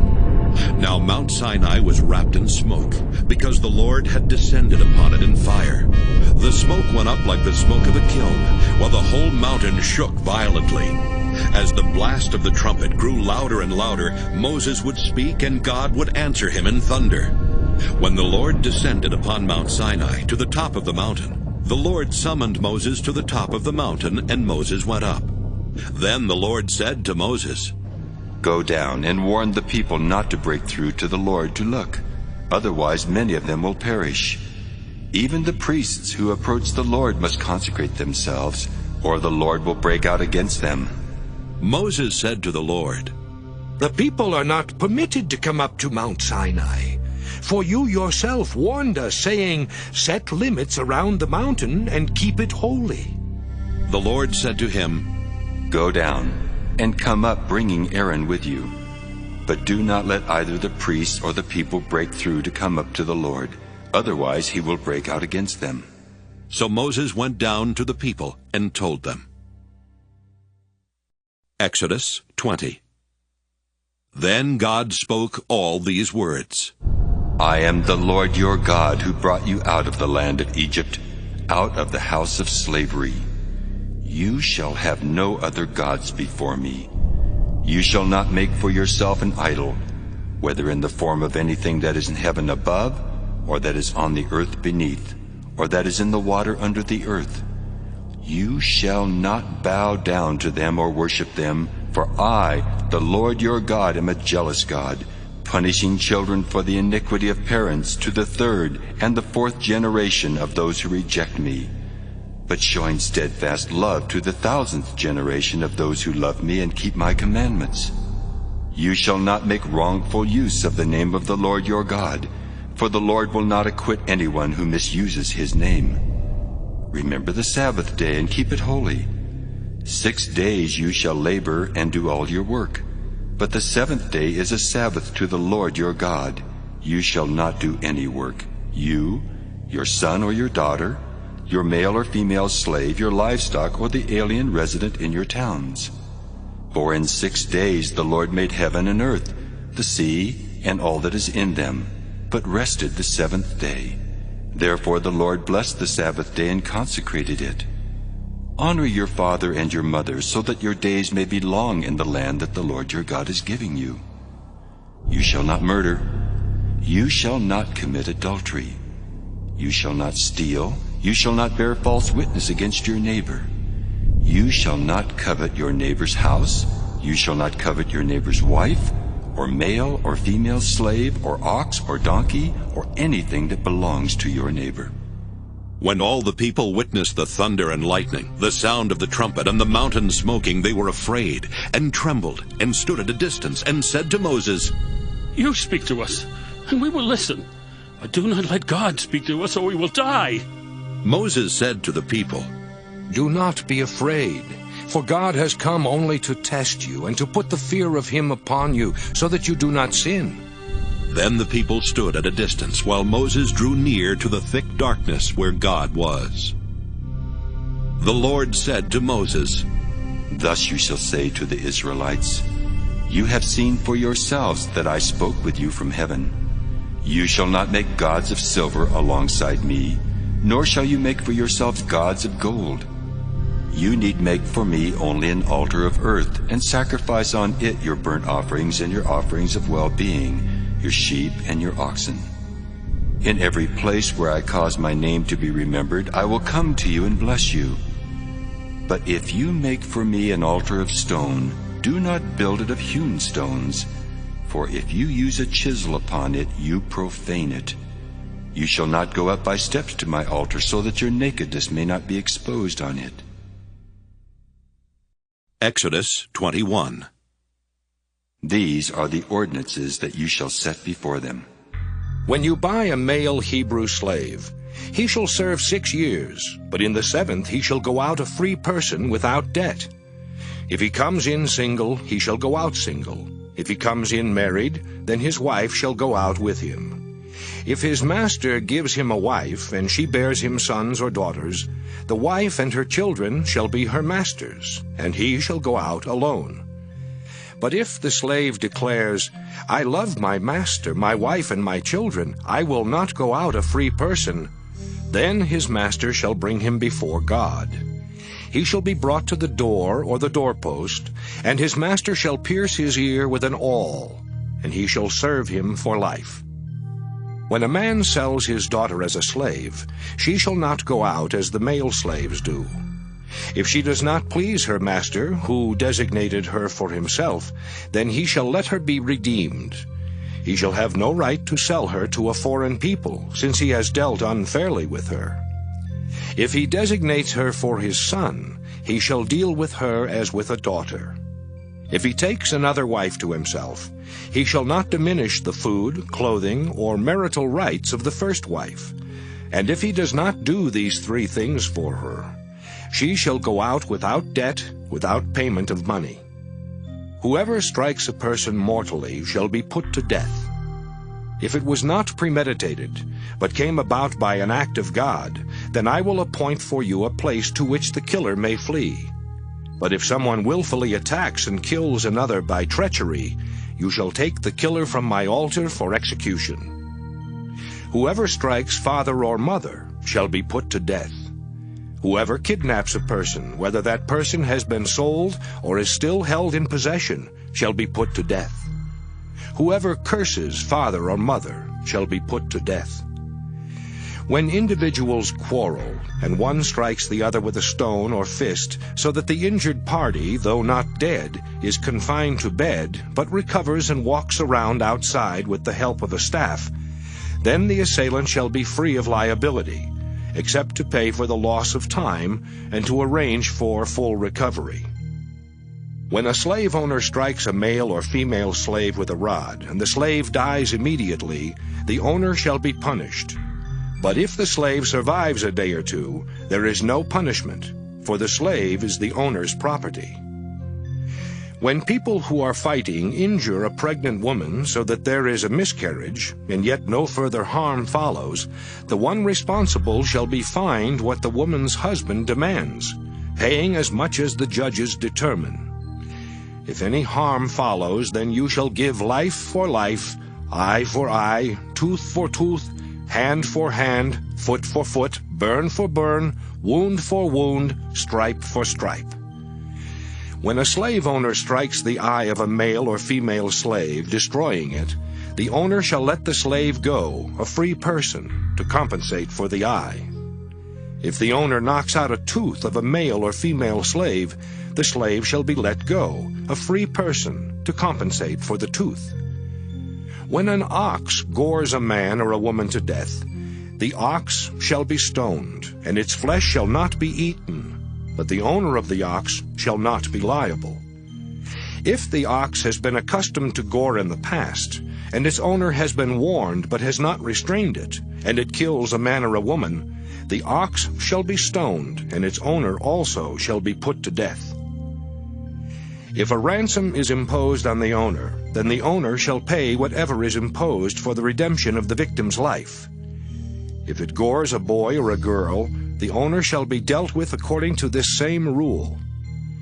If the ox gores a male or female slave, the owner shall pay to the slave owner 30 shekels of silver, and the ox shall be stoned. If someone leaves a pit open or digs a pit and does not cover it, and an ox or a donkey falls into it, the owner of the pit shall make restitution, giving money to its owner but keeping the dead animal. If someone's ox hurts the ox of another so that it dies, then they shall sell the live ox and divide the price of it. And the dead animal they shall also divide. But if it was known that the ox was accustomed to gore in the past, and its owner has not restrained it, the owner shall restore ox for ox, but keep the dead animal. Exodus 22. When someone steals an ox or a sheep and slaughters it or sells it, the thief shall pay 5 oxen for an ox and 4 sheep for a sheep. The thief shall make restitution, but if unable to do so, shall be sold for the theft. When the animal, whether ox or donkey or sheep, is found alive in the thief's possession, the thief shall pay double. If the thief is found breaking in and is beaten to death, no blood guilt is incurred. But if it happens after sunrise, blood guilt is incurred. When someone causes a field or vineyard to be grazed over, or lets livestock loose to graze in someone else's field, restitution shall be made from the best in the owner's field or vineyard. When fire breaks out and catches in thorns so that the stacked grain or the standing grain or the field is consumed, the one who started the fire shall make full restitution. When someone delivers to a neighbor money or goods for safekeeping, and they are stolen from the neighbor's house, then the thief, if caught, shall pay double. If the thief is not caught, the owner of the house shall be brought before God to determine whether or not the owner had laid hands on the neighbor's goods. In any case of disputed ownership involving ox, donkey, sheep, clothing, or any other loss of which one party says, "This is mine," the case of both parties shall come before God. The one whom God condemns shall pay double to the other.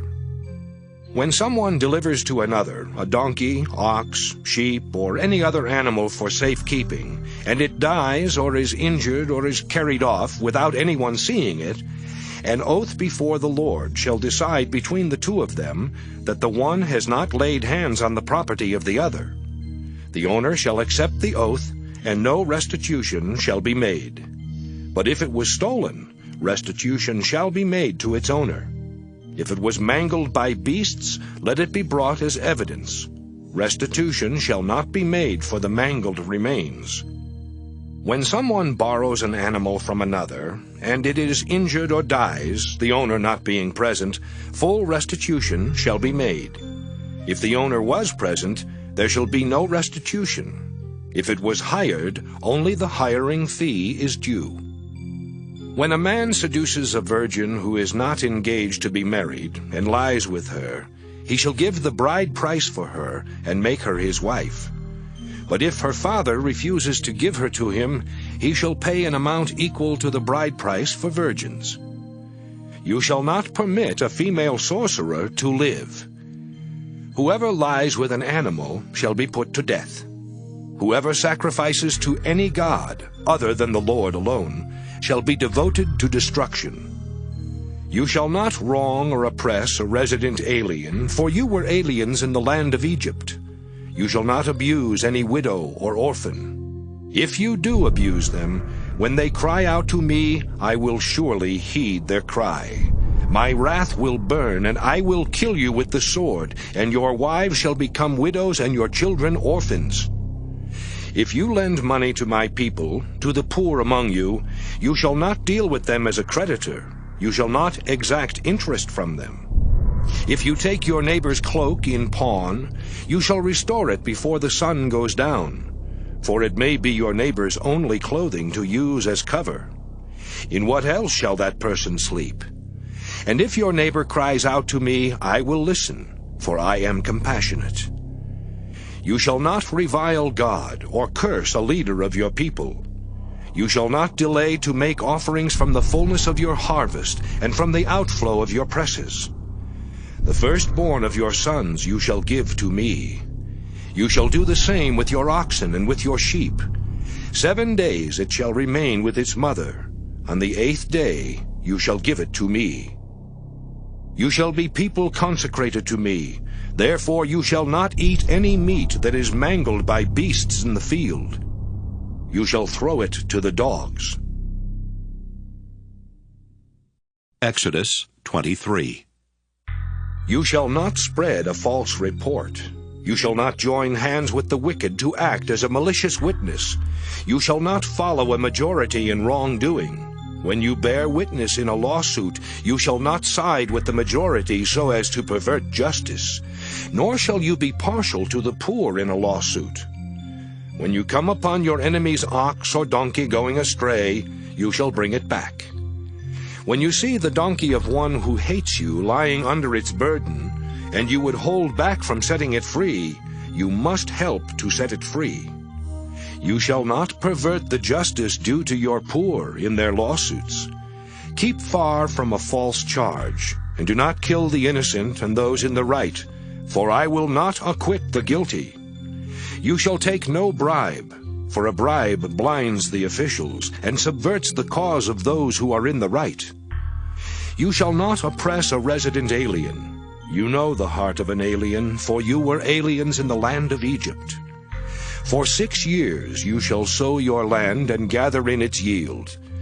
But the 7th year you shall let it rest and lie fallow, so that the poor of your people may eat. And what they leave the wild animals may eat. You shall do the same with your vineyard and with your olive orchard. 6 days you shall do your work, but on the 7th day you shall rest, so that your ox and your donkey may have relief, and your homeborn slave and the resident alien may be refreshed. Be attentive to all that I have said to you. Do not invoke the names of other gods. Do not let them be heard on your lips.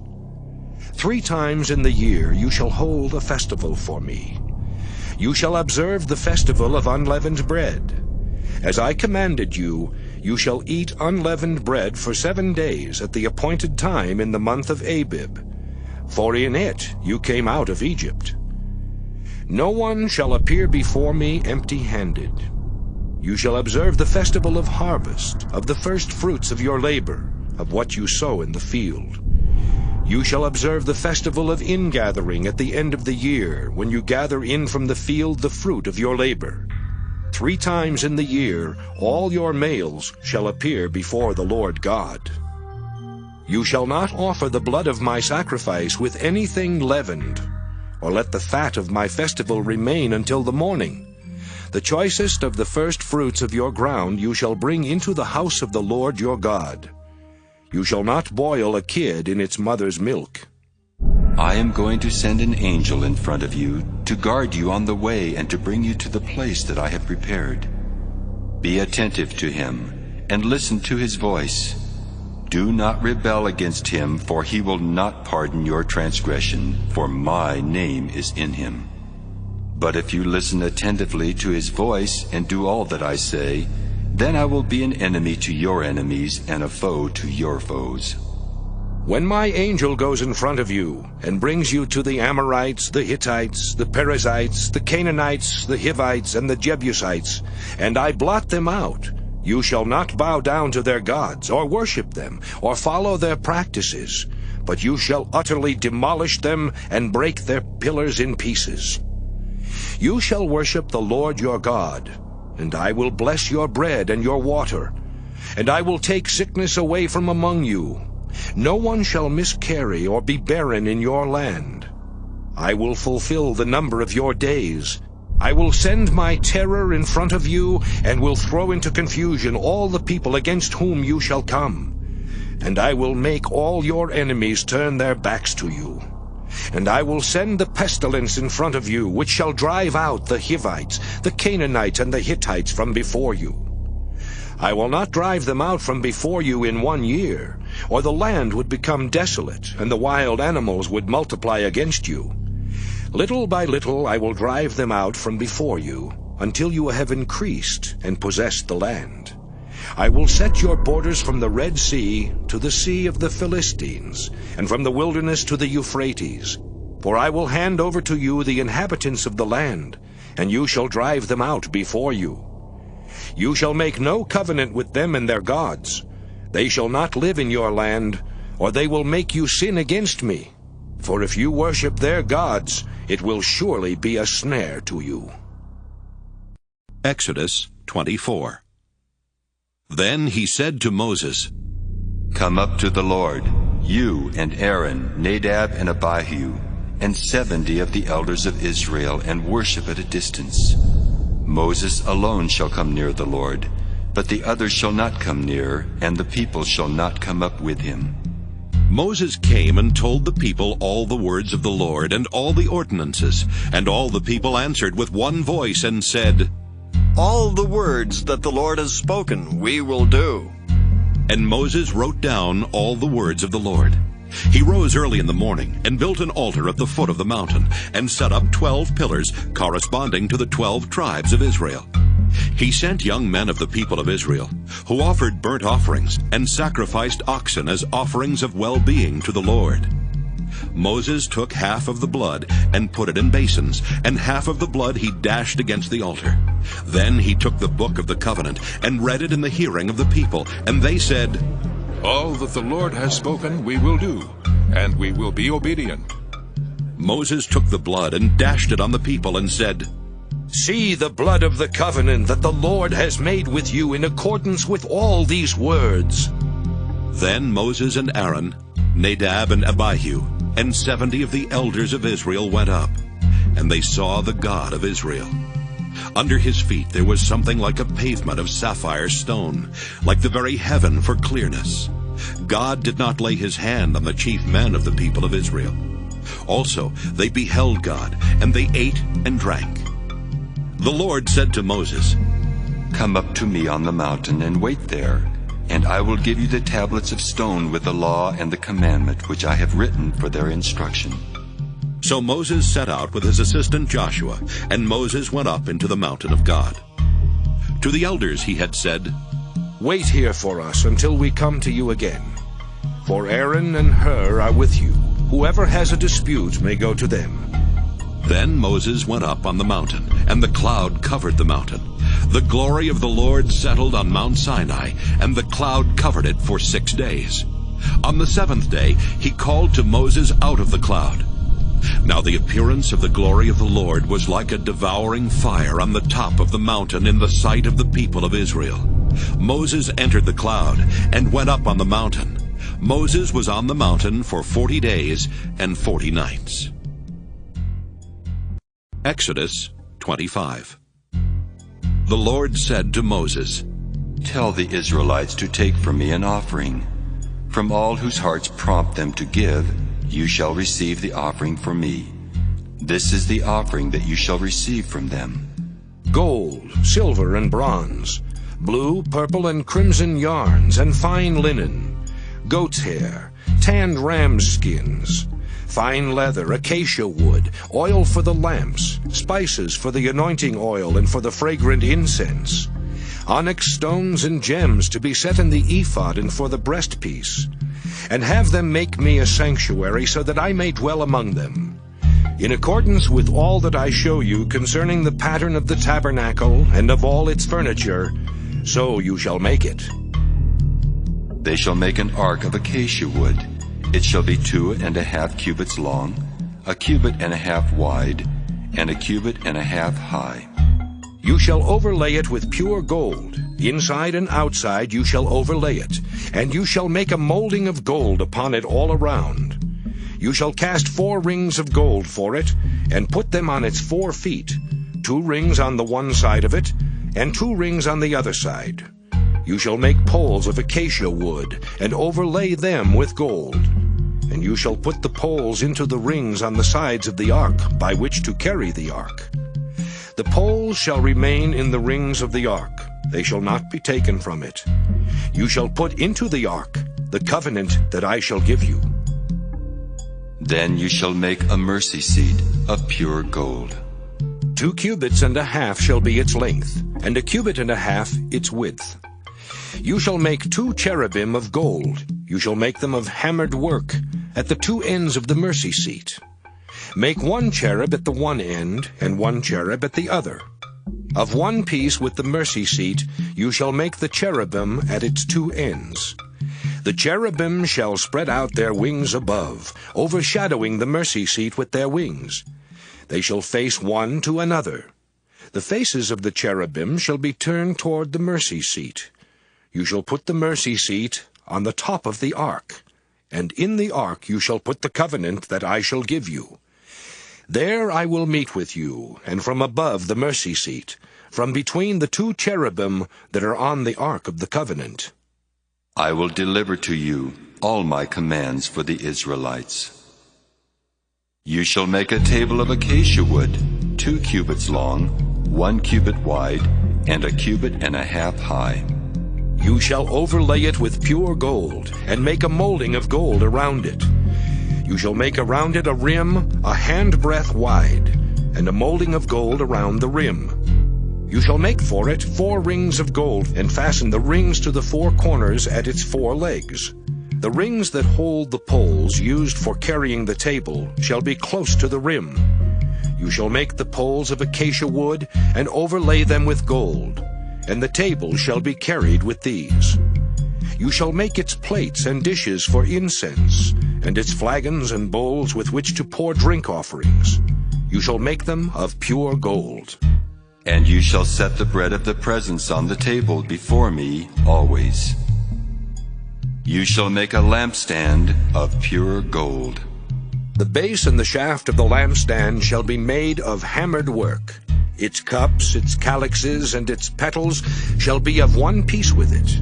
And there shall be 6 branches going out of its sides, 3 branches of the lampstand out of one side of it, and 3 branches of the lampstand out of the other side of it. 3 cups shaped like almond blossoms, each with calyx and petals on one branch, and 3 cups shaped like almond blossoms, each with calyx and petals on the other branch. So for the 6 branches going out of the lampstand. On the lampstand itself there shall be 4 cups shaped like almond blossoms, each with its calyxes and petals. There shall be a calyx of one piece with it under the first pair of branches, a calyx of one piece with it under the next pair of branches, and a calyx of one piece with it under the last pair of branches. So for the 6 branches that go out of the lampstand. Their calyxes and their branches shall be of one piece with it, the whole of it one hammered piece of pure gold. You shall make the 7 lamps for it, and the lamps shall be set up so as to give light on the space in front of it. Its snuffers and trays shall be of pure gold. It and all these utensils shall be made from a talent of pure gold. And see that you make them according to the pattern for them, which is being shown you on the mountain. Exodus 26. Moreover, you shall make the tabernacle with 10 curtains of fine twisted linen and blue, purple, and crimson yarns. You shall make them with cherubim skillfully worked into them. The length of each curtain shall be 28 cubits, and the width of each curtain 4 cubits. All the curtains shall be of the same size. 5 curtains shall be joined to one another, and the other 5 curtains shall be joined to one another. You shall make loops of blue on the edge of the outermost curtain in the first set, and likewise you shall make loops on the edge of the outermost curtain in the second set. You shall make 50 loops on the one curtain, and you shall make 50 loops on the edge of the curtain that is in the second set. The loops shall be opposite one another. You shall make 50 clasps of gold, and join the curtains to one another with the clasps, so that the tabernacle may be one whole. You shall also make curtains of goat's hair for a tent over the tabernacle. You shall make 11 curtains. The length of each curtain shall be 30 cubits, and the width of each curtain 4 cubits. The 11 curtains shall be of the same size. You shall join 5 curtains by themselves, and 6 curtains by themselves. And the 6th curtain you shall double over at the front of the tent.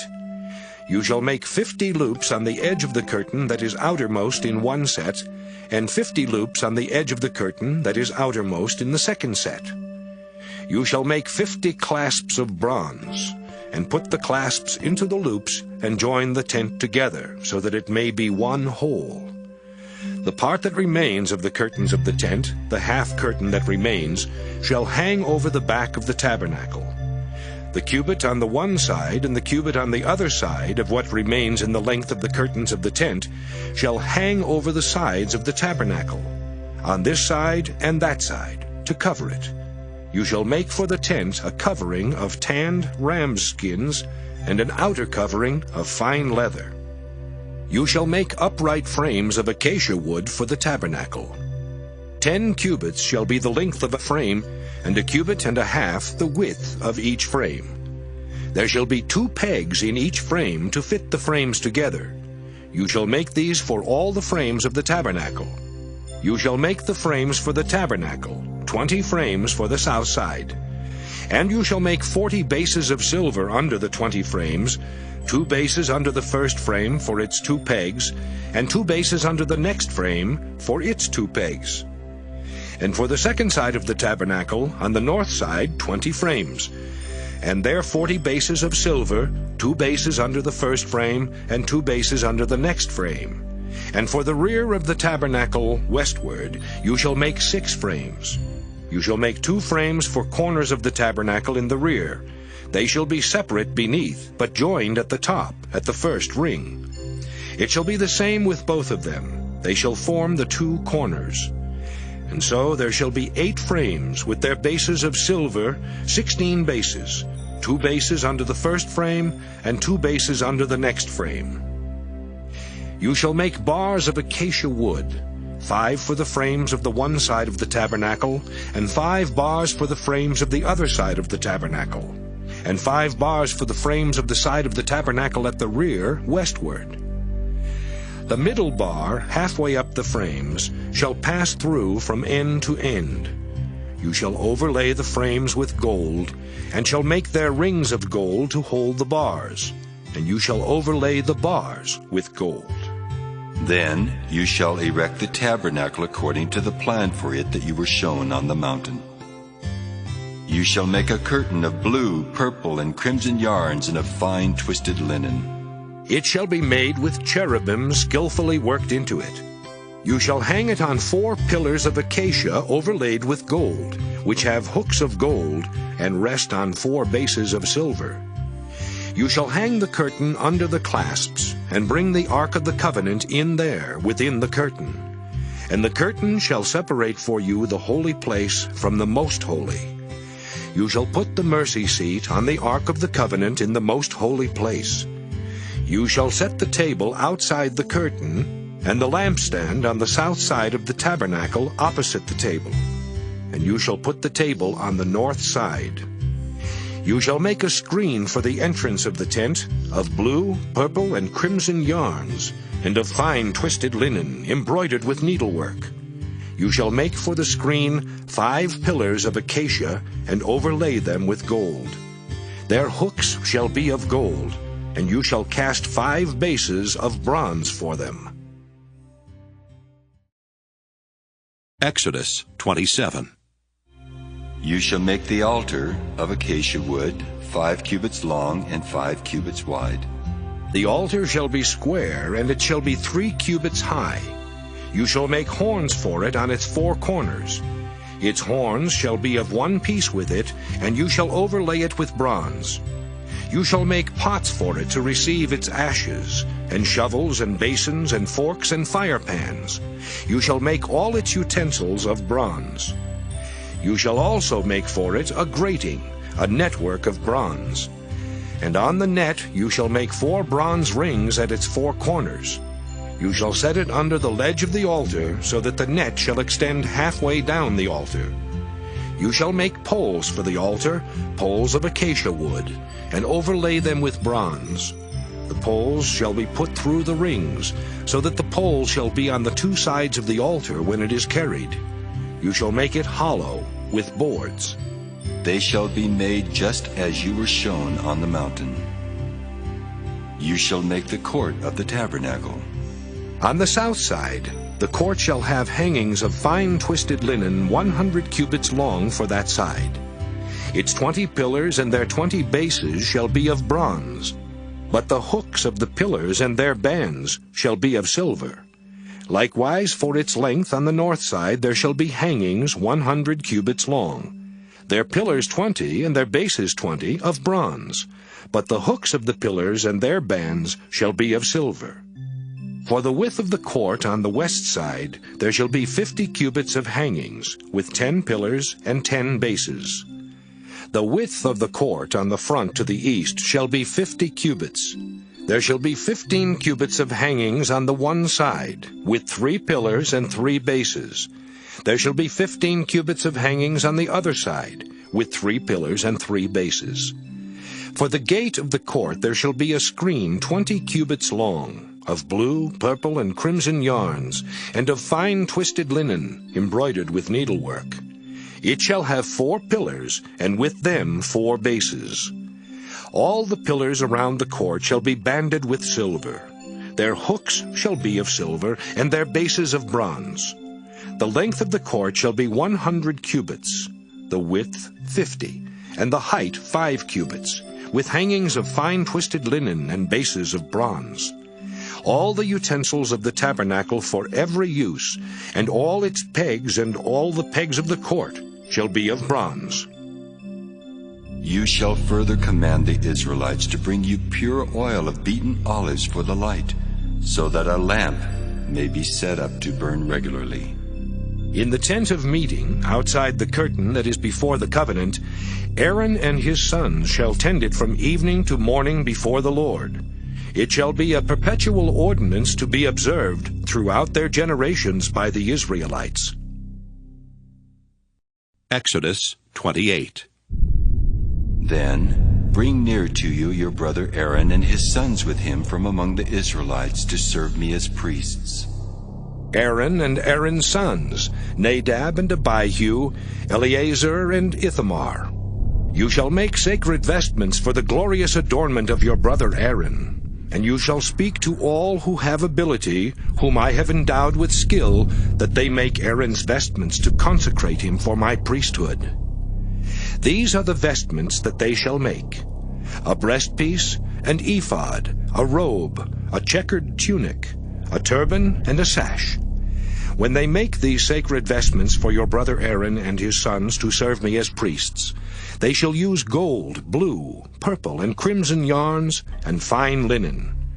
They shall make the ephod of gold, of blue, purple, and crimson yarns, and of fine twisted linen skillfully worked. It shall have 2 shoulder pieces attached to its 2 edges, so that it may be joined together. The decorated band on it shall be of the same workmanship and materials, of gold, of blue, purple, and crimson yarns, and of fine twisted linen. You shall take 2 onyx stones, and engrave on them the names of the sons of Israel, 6 of their names on the one stone, and the names of the remaining 6 on the other stone, in the order of their birth. As a gem cutter engraves signets, so you shall engrave the 2 stones with the names of the sons of Israel. You shall mount them in settings of gold filigree. You shall set the 2 stones on the shoulder pieces of the ephod, as stones of remembrance for the sons of Israel. And Aaron shall bear their names before the Lord on his 2 shoulders for remembrance. You shall make settings of gold filigree, and 2 chains of pure gold twisted like cords, and you shall attach the corded chains to the settings. You shall make a breastpiece of judgment in skilled work. You shall make it in the style of the ephod, of gold, of blue, and purple, and crimson yarns, and of fine twisted linen you shall make it. It shall be square and doubled, a span in length and a span in width.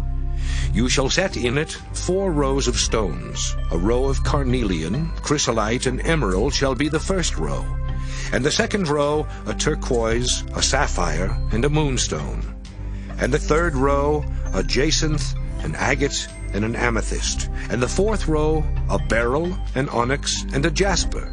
They shall be set in gold filigree. There shall be 12 stones with names corresponding to the names of the sons of Israel. They shall be like signets, each engraved with its name for the 12 tribes. You shall make for the breastpiece chains of pure gold, twisted like cords. And you shall make for the breastpiece 2 rings of gold, and put the 2 rings on the 2 edges of the breastpiece. You shall put the 2 cords of gold in the 2 rings at the edges of the breastpiece. The 2 ends of the 2 cords you shall attach to the 2 settings, and so attach it in front to the shoulder pieces of the ephod. You shall make 2 rings of gold, and put them at the 2 ends of the breastpiece, on its inside edge next to the ephod.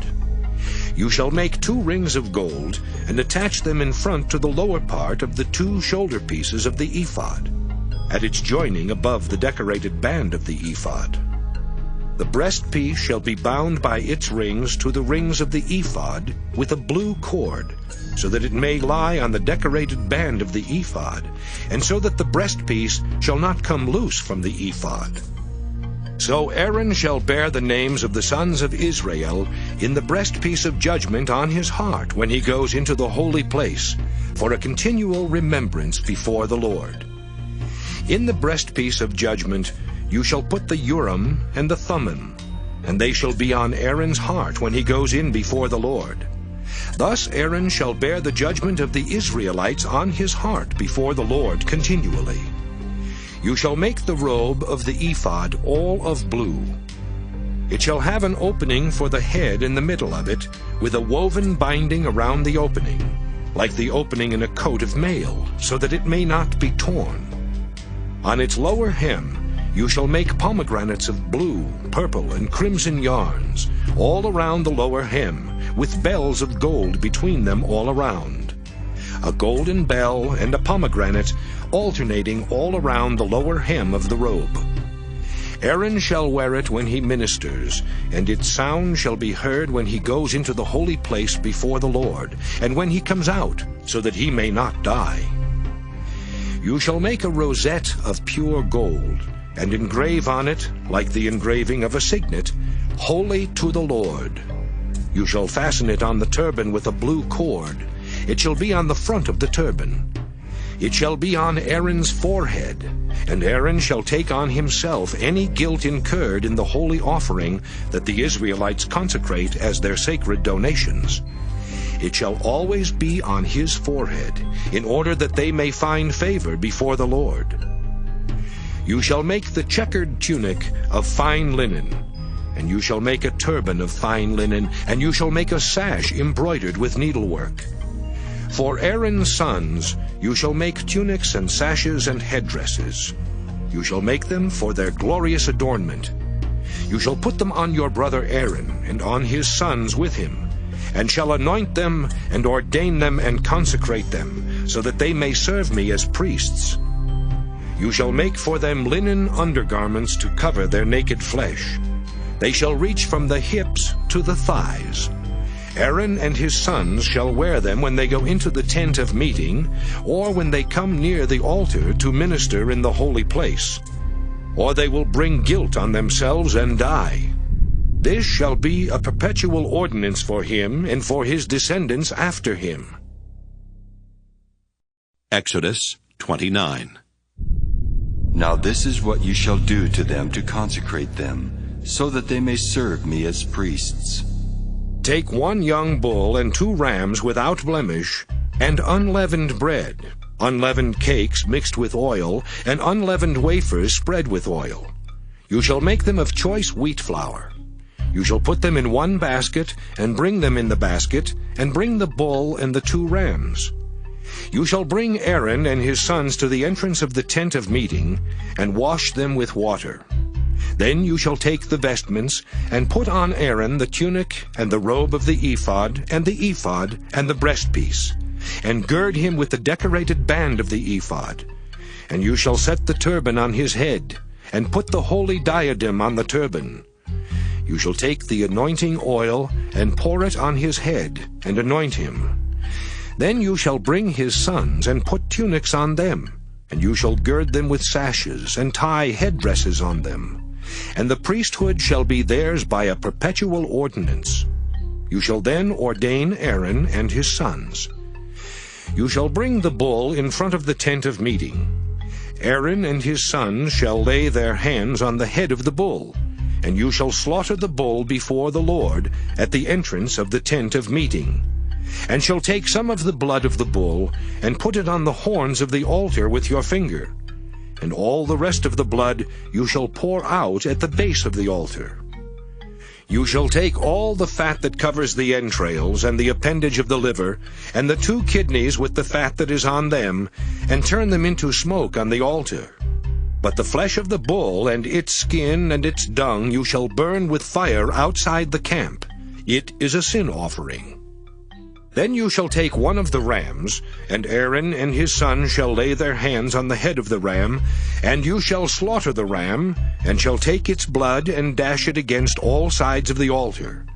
Then you shall cut the ram into its parts, and wash its entrails and its legs, and put them with its parts and its head, and turn the whole ram into smoke on the altar. It is a burnt offering to the Lord. It is a pleasing odor, an offering by fire to the Lord. You shall take the other ram, and Aaron and his sons shall lay their hands on the head of the ram, and you shall slaughter the ram, and take some of its blood, and put it on the lobe of Aaron's right ear, and on the lobes of the right ears of his sons, and on the thumbs of their right hands, and on the big toes of their right feet, and dash the rest of the blood against all sides of the altar. Then you shall take some of the blood that is on the altar, and some of the anointing oil, and sprinkle it on Aaron and his vestments, and on his sons and his sons' vestments with him. Then he and his vestments shall be holy, as well as his sons and his sons' vestments. You shall also take the fat of the ram, the fat tail, the fat that covers the entrails, the appendage of the liver, the 2 kidneys with the fat that is on them, and the right thigh, for it is a ram of ordination, and 1 loaf of bread, 1 cake of bread made with oil, and 1 wafer, out of the basket of unleavened bread that is before the Lord. And you shall place all these on the palms of Aaron, and on the palms of his sons, and raise them as an elevation offering before the Lord. Then you shall take them from their hands, and turn them into smoke on the altar on top of the burnt offering of pleasing odor before the Lord. It is an offering by fire to the Lord. You shall take the breast of the ram of Aaron's ordination, and raise it as an elevation offering before the Lord, and it shall be your portion. You shall consecrate the breast that was raised as an elevation offering, and the thigh that was raised as an elevation offering from the ram of ordination, from that which belonged to Aaron and his sons. These things shall be a perpetual ordinance for Aaron and his sons from the Israelites, for this is an offering, and it shall be an offering by the Israelites from their sacrifice of offerings of well-being, their offering to the Lord. The sacred vestments of Aaron shall be passed on to his sons after him. They shall be anointed in them and ordained in them. The son who is priest in his place shall wear them 7 days when he comes into the tent of meeting to minister in the holy place. You shall take the ram of ordination and boil its flesh in a holy place, and Aaron and his sons shall eat the flesh of the ram, and the bread that is in the basket at the entrance of the tent of meeting. They themselves shall eat the food by which atonement is made, to ordain and consecrate them, but no one else shall eat of them, because they are holy. If any of the flesh for the ordination or of the bread remains until the morning, then you shall burn the remainder with fire. It shall not be eaten, because it is holy. Thus you shall do to Aaron and to his sons just as I have commanded you. Through 7 days you shall ordain them. Also every day you shall offer a bull as a sin offering for atonement. Also you shall offer a sin offering for the altar when you make atonement for it, and shall anoint it to consecrate it. 7 days you shall make atonement for the altar, and consecrate it, and the altar shall be most holy. Whatever touches the altar shall become holy. Now this is what you shall offer on the altar: 2 lambs a year old regularly each day. 1 lamb you shall offer in the morning, and the other lamb you shall offer in the evening. And with the first lamb 1/10 of a measure of choice flour mixed with 1/4 of a hin of beaten oil, and 1/4 of a hin of wine for a drink offering. And the other lamb you shall offer in the evening, and shall offer with it a grain offering and its drink offering, as in the morning, for a pleasing odor, an offering by fire to the Lord. It shall be a regular burnt offering throughout your generations at the entrance of the tent of meeting before the Lord, where I will meet with you to speak to you there. I will meet with the Israelites there, and it shall be sanctified by my glory. I will consecrate the tent of meeting and the altar. Aaron also and his sons I will consecrate to serve me as priests. I will dwell among the Israelites, and I will be their God. And they shall know that I am the Lord their God, who brought them out of the land of Egypt, that I might dwell among them. I am the Lord their God. Exodus 30. You shall make an altar on which to offer incense. You shall make it of acacia wood. It shall be 1 cubit long, and 1 cubit wide. It shall be square, and shall be 2 cubits high. Its horns shall be of 1 piece with it. You shall overlay it with pure gold, its top and its sides all around, and its horns. And you shall make for it a molding of gold all around. And you shall make 2 golden rings for it. Under its molding, on 2 opposite sides of it, you shall make them, and they shall hold the poles with which to carry it. You shall make the poles of acacia wood, and overlay them with gold. You shall place it in front of the curtain that is above the Ark of the Covenant, in front of the mercy seat that is over the covenant, where I will meet with you. Aaron shall offer fragrant incense on it. Every morning when he dresses the lamps, he shall offer it. And when Aaron sets up the lamps in the evening, he shall offer it, a regular incense offering before the Lord throughout your generations. You shall not offer unholy incense on it, or a burnt offering or a grain offering, and you shall not pour a drink offering on it. Once a year Aaron shall perform the rite of atonement on its horns. Throughout your generations he shall perform the atonement for it once a year with the blood of the atoning sin offering.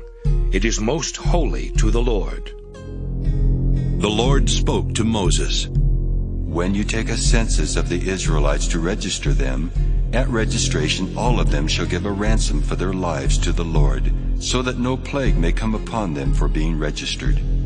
This is what each one who is registered shall give: half a shekel according to the shekel of the sanctuary.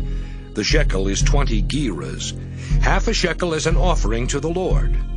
Each one who is registered, from 20 years old and upward, shall give the Lord's offering.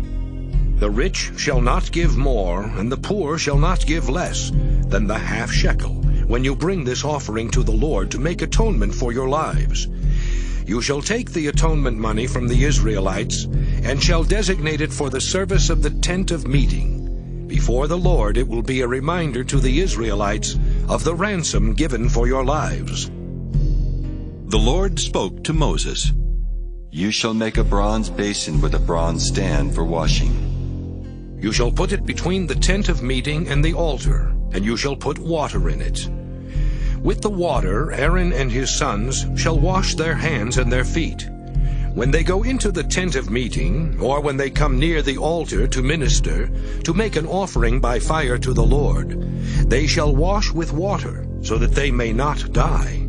They shall wash their hands and their feet, so that they may not die. It shall be a perpetual ordinance for them, for him and for his descendants throughout their generations. The Lord spoke to Moses. Take the finest spices, of liquid myrrh 500 shekels, and of sweet-smelling cinnamon half as much, that is 250, and 250 of aromatic cane, and 500 of cassia, measured by the sanctuary shekel, and a hin of olive oil. And you shall make of these a sacred anointing oil, blended as by the perfumer. It shall be a holy anointing oil.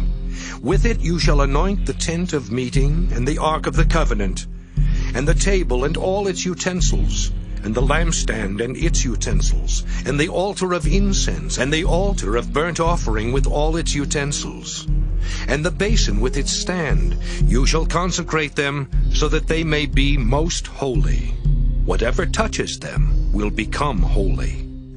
You shall anoint Aaron and his sons, and consecrate them in order that they may serve me as priests.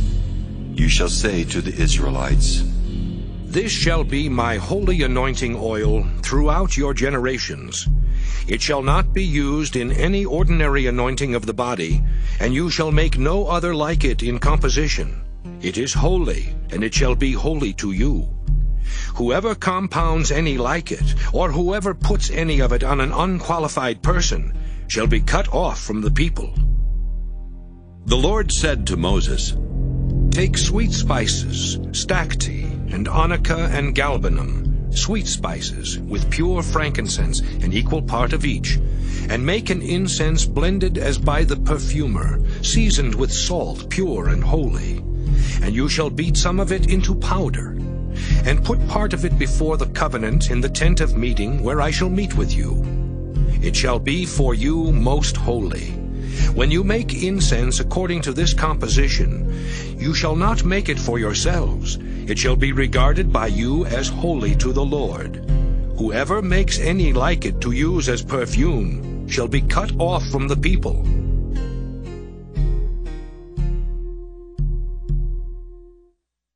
Exodus 31. The Lord spoke to Moses. See, I have called by name Bezalel, son of Uri, son of Hur, of the tribe of Judah. And I have filled him with divine spirit, with ability, intelligence, and knowledge in every kind of craft, to devise artistic designs, to work in gold, silver, and bronze, in cutting stones for setting, and in carving wood, in every kind of craft. Moreover, I have appointed with him Oholiab, son of Ahisamach, of the tribe of Dan. And I have given skill to all the skillful, so that they may make all that I have commanded you, the tent of meeting, and the ark of the covenant, and the mercy seat that is on it, and all the furnishings of the tent, the table and its utensils, and the pure lampstand with all its utensils, and the altar of incense, and the altar of burnt offering with all its utensils, and the basin with its stand, and the finely worked vestments, the holy vestments for the priest Aaron, and the vestments of his sons for their service as priests, and the anointing oil and the fragrant incense for the holy place. They shall do just as I have commanded you. The Lord said to Moses, You yourself are to speak to the Israelites. You shall keep my Sabbaths, for this is a sign between me and you throughout your generations, given in order that you may know that I, the Lord, sanctify you. You shall keep the Sabbath, because it is holy for you. Everyone who profanes it shall be put to death. Whoever does any work on it shall be cut off from among the people. 6 days shall work be done, but the seventh day is a Sabbath of solemn rest, holy to the Lord. Whoever does any work on the Sabbath day shall be put to death. Therefore the Israelites shall keep the Sabbath, observing the Sabbath throughout their generations as a perpetual covenant. It is a sign forever between me and the people of Israel, that in 6 days the Lord made heaven and earth, and on the 7th day he rested and was refreshed. When God finished speaking with Moses on Mount Sinai, he gave him the 2 tablets of the covenant, tablets of stone written with the finger of God. Exodus 32. When the people saw that Moses delayed to come down from the mountain, the people gathered around Aaron and said to him, "Come, make gods for us who shall go before us. As for this Moses, the man who brought us up out of the land of Egypt, we do not know what has become of him."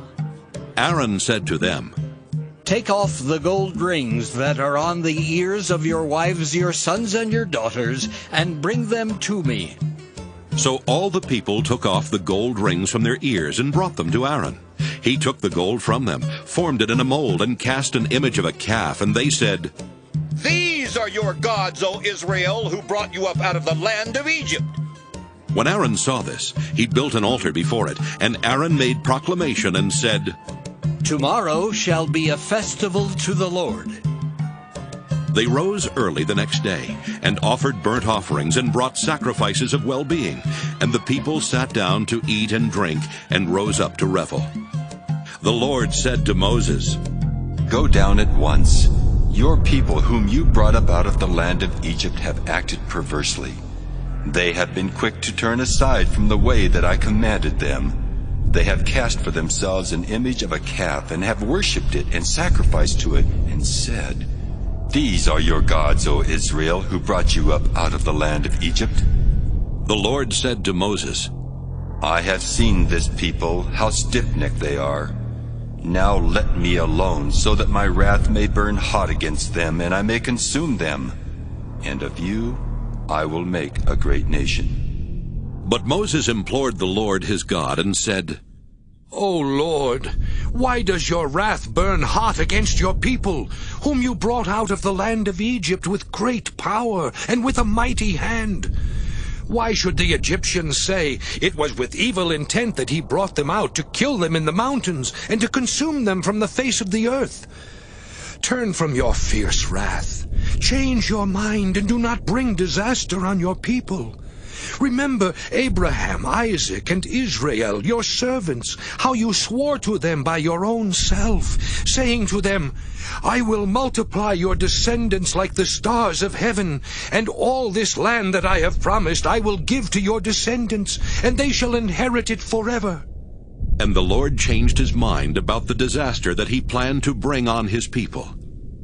Then Moses turned and went down from the mountain, carrying the 2 tablets of the covenant in his hands, tablets that were written on both sides, written on the front and on the back. The tablets were the work of God, and the writing was the writing of God, engraved upon the tablets. When Joshua heard the noise of the people as they shouted, he said to Moses, There is a noise of war in the camp. But he said, It is not the sound made by victors, or the sound made by losers. It is the sound of revelers that I hear. As soon as he came near the camp and saw the calf and the dancing, Moses' anger burned hot, and he threw the tablets from his hands and broke them at the foot of the mountain. He took the calf that they had made, burned it with fire, ground it to powder, scattered it on the water, and made the Israelites drink it. Moses said to Aaron, What did this people do to you, that you have brought so great a sin upon them?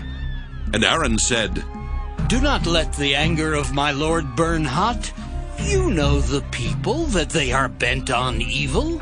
They said to me, Make us gods who shall go before us. As for this Moses, the man who brought us up out of the land of Egypt, we do not know what has become of him. So I said to them, Whoever has gold, take it off. So they gave it to me, and I threw it into the fire, and out came this calf.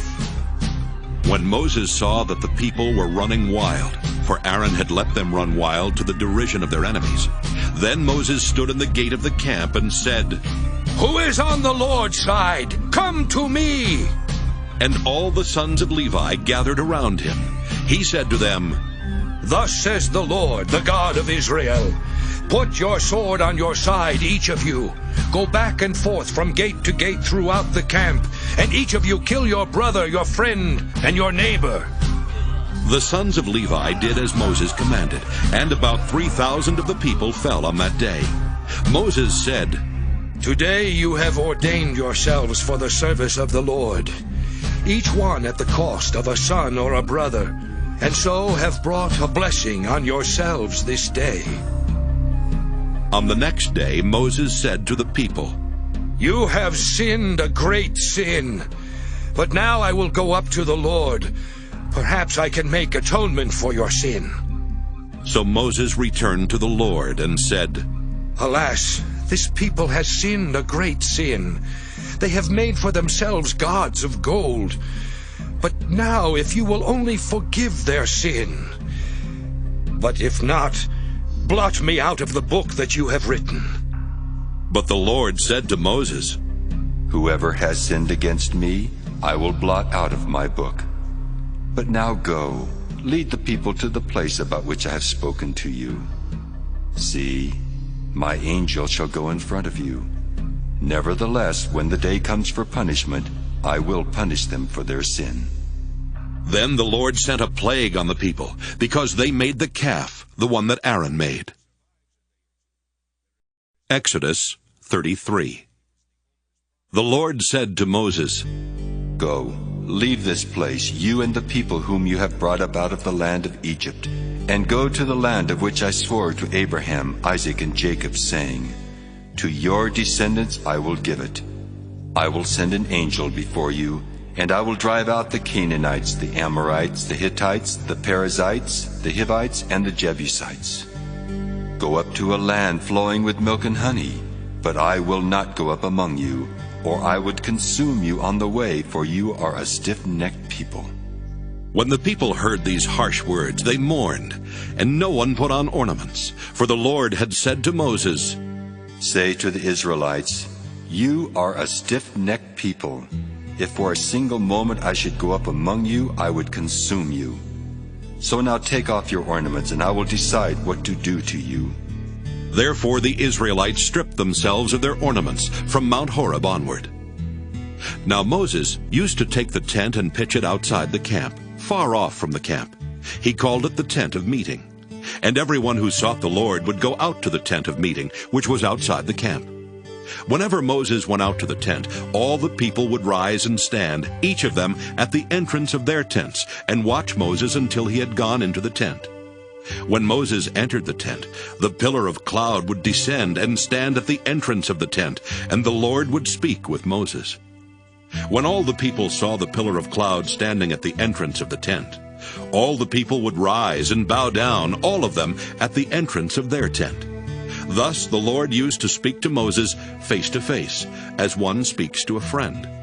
Then he would return to the camp, but his young assistant Joshua, son of Nun, would not leave the tent. Moses said to the Lord, "See, you have said to me, 'Bring up this people.' But you have not let me know whom you will send with me. Yet you have said, 'I know you by name, and you have also found favor in my sight.' Now, if I have found favor in your sight, show me your ways, so that I may know you and find favor in your sight. Consider, too, that this nation is your people." He said, "My presence will go with you, and I will give you rest." And he said to him, "If your presence will not go, do not carry us up from here. For how shall it be known that I have found favor in your sight, I and your people, unless you go with us? In this way we shall be distinct, I and your people, from every people on the face of the earth." The Lord said to Moses, "I will do the very thing that you have asked, for you have found favor in my sight, and I know you by name." Moses said, "Show me your glory, I pray." And he said, "I will make all my goodness pass before you, and will proclaim before you the name, the Lord. And I will be gracious to whom I will be gracious, and will show mercy on whom I will show mercy. But," he said, "you cannot see my face, for no one shall see me and live." And the Lord continued, "See, there is a place by me where you shall stand on the rock.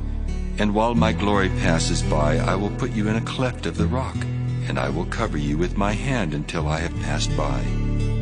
Then I will take away my hand, and you shall see my back, but my face shall not be seen. Exodus 34. The Lord said to Moses, Cut 2 tablets of stone like the former ones, and I will write on the tablets the words that were on the former tablets, which you broke. Be ready in the morning, and come up in the morning to Mount Sinai, and present yourself there to me on the top of the mountain. No one shall come up with you, and do not let anyone be seen throughout all the mountain. And do not let flocks or herds graze in front of that mountain. So Moses cut 2 tablets of stone like the former ones, and he rose early in the morning and went up on Mount Sinai, as the Lord had commanded him, and took in his hand the 2 tablets of stone. The Lord descended in the cloud and stood with him there, and proclaimed the name, The Lord. The Lord passed before him and proclaimed, The Lord, a God merciful and gracious, slow to anger, and abounding in steadfast love and faithfulness, keeping steadfast love for the 1000th generation, forgiving iniquity and transgression and sin, yet by no means clearing the guilty, but visiting the iniquity of the parents upon the children, and the children's children, to the 3rd and the 4th generation. And Moses quickly bowed his head toward the earth and worshipped. He said, If now I have found favor in your sight, O Lord, I pray let the Lord go with us. Although this is a stiff-necked people, pardon our iniquity and our sin, and take us for your inheritance. He said, I hereby make a covenant. Before all your people I will perform marvels, such as have not been performed in all the earth, or in any nation. And all the people among whom you live shall see the work of the Lord, for it is an awesome thing that I will do with you. Observe what I command you today. See, I will drive out before you the Amorites, the Canaanites, the Hittites, the Perizzites, the Hivites, and the Jebusites. Take care not to make a covenant with the inhabitants of the land to which you are going, or it will become a snare among you. You shall tear down their altars, break their pillars, and cut down their sacred poles. For you shall worship no other God, because the Lord, whose name is jealous, is a jealous God. You shall not make a covenant with the inhabitants of the land, for when they prostitute themselves to their gods and sacrifice to their gods, someone among them will invite you, and you will eat of the sacrifice. And you will take wives from among their daughters for your sons, and their daughters who prostitute themselves to their gods will make your sons also prostitute themselves to their gods. You shall not make cast idols. You shall keep the festival of unleavened bread. 7 days you shall eat unleavened bread, as I commanded you, at the time appointed in the month of Abib. For in the month of Abib you came out from Egypt. All that first opens the womb is mine. All your male livestock, the firstborn of cow and sheep, the firstborn of a donkey you shall redeem with a lamb. Or if you will not redeem it, you shall break its neck. All the firstborn of your sons you shall redeem. No one shall appear before me empty-handed. 6 days you shall work, but on the 7th day you shall rest. Even in plowing time and in harvest time you shall rest. You shall observe the festival of weeks, the first fruits of wheat harvest, and the festival of ingathering at the turn of the year. 3 times in the year all your males shall appear before the Lord God, the God of Israel. For I will cast out nations before you, and enlarge your borders. No one shall covet your land when you go up to appear before the Lord your God 3 times in the year. You shall not offer the blood of my sacrifice with leaven, and the sacrifice of the festival of the Passover shall not be left until the morning. The best of the first fruits of your ground you shall bring to the house of the Lord your God. You shall not boil a kid in its mother's milk. The Lord said to Moses, Write these words. In accordance with these words I have made a covenant with you and with Israel. He was there with the Lord 40 days and 40 nights. He neither ate bread nor drank water. And he wrote on the tablets the words of the covenant, the 10 Commandments. Moses came down from Mount Sinai. As he came down from the mountain with the 2 tablets of the covenant in his hand, Moses did not know that the skin of his face shone because he had been talking with God. When Aaron and all the Israelites saw Moses, the skin of his face was shining, and they were afraid to come near him. But Moses called to them, and Aaron and all the leaders of the congregation returned to him, and Moses spoke with them. Afterward, all the Israelites came near, and he gave them in commandment all that the Lord had spoken with him on Mount Sinai. When Moses had finished speaking with them, he put a veil on his face. But whenever Moses went in before the Lord to speak with him, he would take the veil off until he came out. And when he came out and told the Israelites what he had been commanded, the Israelites would see the face of Moses, that the skin of his face was shining, and Moses would put the veil on his face again until he went in to speak with him. Exodus 35. Moses assembled all the congregation of the Israelites and said to them, "These are the things that the Lord has commanded you to do. 6 days shall work be done, but on the 7th day you shall have a holy Sabbath of solemn rest to the Lord. Whoever does any work on it shall be put to death. You shall kindle no fire in all your dwellings on the Sabbath day." Moses said to all the congregation of the Israelites, "This is the thing that the Lord has commanded. Take from among you an offering to the Lord. Let whoever is of a generous heart bring the Lord's offering: gold, silver, and bronze, blue, purple, and crimson yarns, and fine linen, goat's hair, tanned ram's skins, and fine leather, acacia wood, oil for the light, spices for the anointing oil and for the fragrant incense, and onyx stones and gems to be set in the ephod and the breastpiece. All who are skillful among you shall come and make all that the Lord has commanded: the tabernacle, its tent and its covering, its clasps and its frames, its bars, its pillars and its bases, the ark with its poles, the mercy seat and the curtain for the screen, the table with its poles and all its utensils, and the bread of the presence, the lampstand also for the light, with its utensils and its lamps, and the oil for the light, and the altar of incense with its poles, and the anointing oil and the fragrant incense, and the screen for the entrance of the tabernacle, the altar of burnt offering with its grating of bronze, its poles, and all its utensils, the basin with its stand, the hangings of the court, its pillars and its bases, and the screen for the gate of the court, the pegs of the tabernacle and the pegs of the court, and their cords, the finely worked vestments for ministering in the holy place, the holy vestments for the priest Aaron, and the vestments of his sons for their service as priests." Then all the congregation of the Israelites withdrew from the presence of Moses. And they came, every one whose heart was stirred, and every one whose spirit was willing, and brought the Lord's offering to be used for the tent of meeting, and for all its service, and for the sacred vestments. So they came, both men and women. All who were of a willing heart brought brooches and earrings and signet rings and pendants, all sorts of gold objects, everyone bringing an offering of gold to the Lord.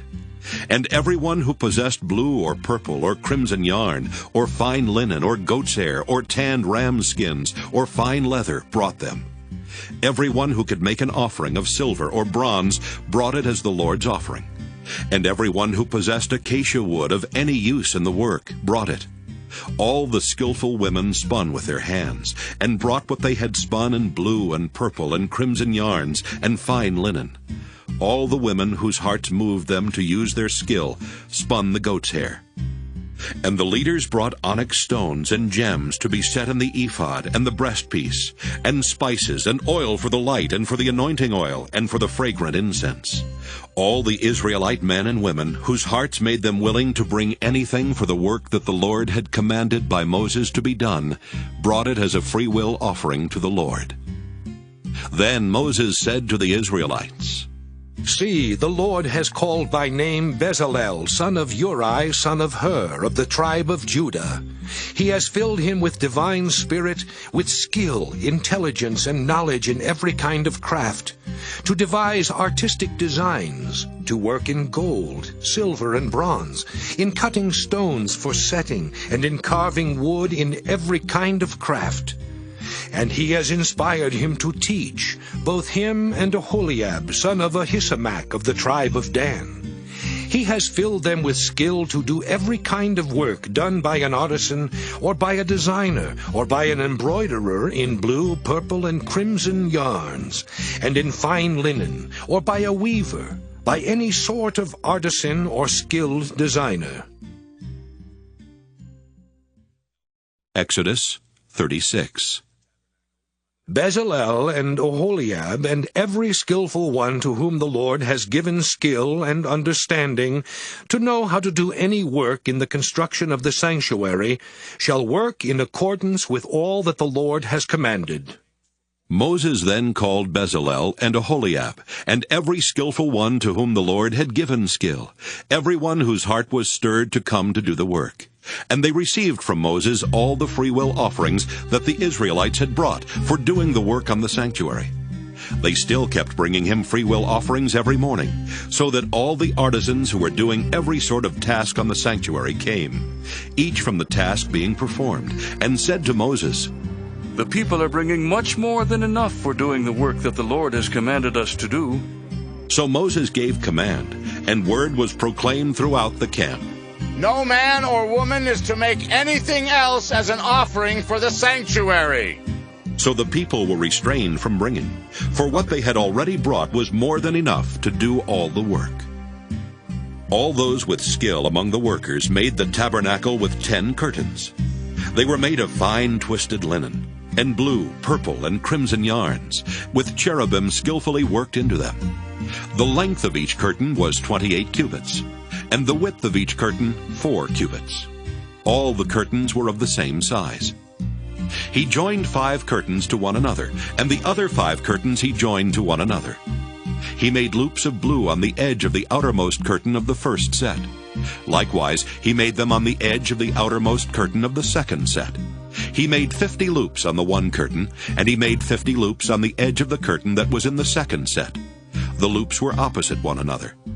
And he made 50 clasps of gold, and joined the curtains one to the other with clasps, so the tabernacle was one whole. He also made curtains of goat's hair for a tent over the tabernacle. He made 11 curtains. The length of each curtain was 30 cubits, and the width of each curtain 4 cubits. The 11 curtains were of the same size. He joined 5 curtains by themselves, and 6 curtains by themselves. He made 50 loops on the edge of the outermost curtain of the one set, and 50 loops on the edge of the other connecting curtain. He made 50 clasps of bronze to join the tent together so that it might be one whole. And he made for the tent a covering of tanned ram skins, and an outer covering of fine leather. Then he made the upright frames for the tabernacle of acacia wood. 10 cubits was the length of a frame, and 1.5 cubits the width of each frame. Each frame had 2 pegs for fitting together. He did this for all the frames of the tabernacle. The frames for the tabernacle he made in this way: 20 frames for the south side. And he made 40 bases of silver under the 20 frames, 2 bases under the first frame for its 2 pegs, and 2 bases under the next frame for its 2 pegs. For the second side of the tabernacle, on the north side, he made 20 frames, and there 40 bases of silver, 2 bases under the first frame, and 2 bases under the next frame. For the rear of the tabernacle, westward, he made 6 frames. He made 2 frames for corners of the tabernacle in the rear. They were separate beneath, but joined at the top at the first ring. He made 2 of them in this way for the 2 corners. There were 8 frames with their bases of silver, 16 bases, under every frame 2 bases. He made bars of acacia wood, 5 for the frames of the one side of the tabernacle, and 5 bars for the frames of the other side of the tabernacle, and 5 bars for the frames of the tabernacle at the rear westward. He made the middle bar to pass through from end to end halfway up the frames. And he overlaid the frames with gold, and made rings of gold for them to hold the bars, and overlaid the bars with gold. He made the curtain of blue, purple, and crimson yarns, and fine twisted linen, with cherubim skillfully worked into it. For it he made 4 pillars of acacia, and overlaid them with gold. Their hooks were of gold, and he cast for them 4 bases of silver. He also made a screen for the entrance to the tent, of blue, purple, and crimson yarns, and fine twisted linen, embroidered with needlework, and its 5 pillars with their hooks. He overlaid their capitals and their bases with gold, but their 5 bases were of bronze. Exodus 37. Bezalel made the ark of acacia wood. It was 2.5 cubits long, 1.5 cubits wide, and 1.5 cubits high. He overlaid it with pure gold inside and outside, and made a molding of gold around it. He cast for it 4 rings of gold for its 4 feet, 2 rings on its one side and 2 rings on its other side. He made poles of acacia wood and overlaid them with gold, and put the poles into the rings on the sides of the ark to carry the ark. He made a mercy seat of pure gold. 2.5 cubits was its length, and 1.5 cubits its width. He made 2 cherubim of hammered gold. At the 2 ends of the mercy seat he made them, 1 cherub at the one end, and 1 cherub at the other end. Of one piece with the mercy seat he made the cherubim at its 2 ends. The cherubim spread out their wings above, overshadowing the mercy seat with their wings. They faced one another. The faces of the cherubim were turned toward the mercy seat. He also made the table of acacia wood, 2 cubits long, 1 cubit wide, and 1.5 cubits high. He overlaid it with pure gold, and made a molding of gold around it. He made around it a rim 1 handbreadth wide, and made a molding of gold around the rim.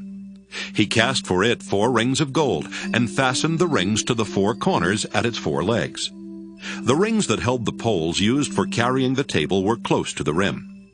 He made the poles of acacia wood to carry the table, and overlaid them with gold. And he made the vessels of pure gold that were to be on the table, its plates and dishes for incense, and its bowls and flagons with which to pour drink offerings. He also made the lampstand of pure gold. The base and the shaft of the lampstand were made of hammered work. Its cups, its calyxes, and its petals were of one piece with it.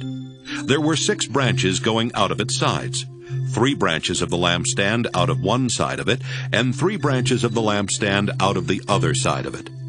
3 cups shaped like almond blossoms, each with calyx and petals on one branch, and 3 cups shaped like almond blossoms, each with calyx and petals on the other branch. So for the 6 branches going out of the lampstand. On the lampstand itself there were 4 cups shaped like almond blossoms, each with its calyxes and petals.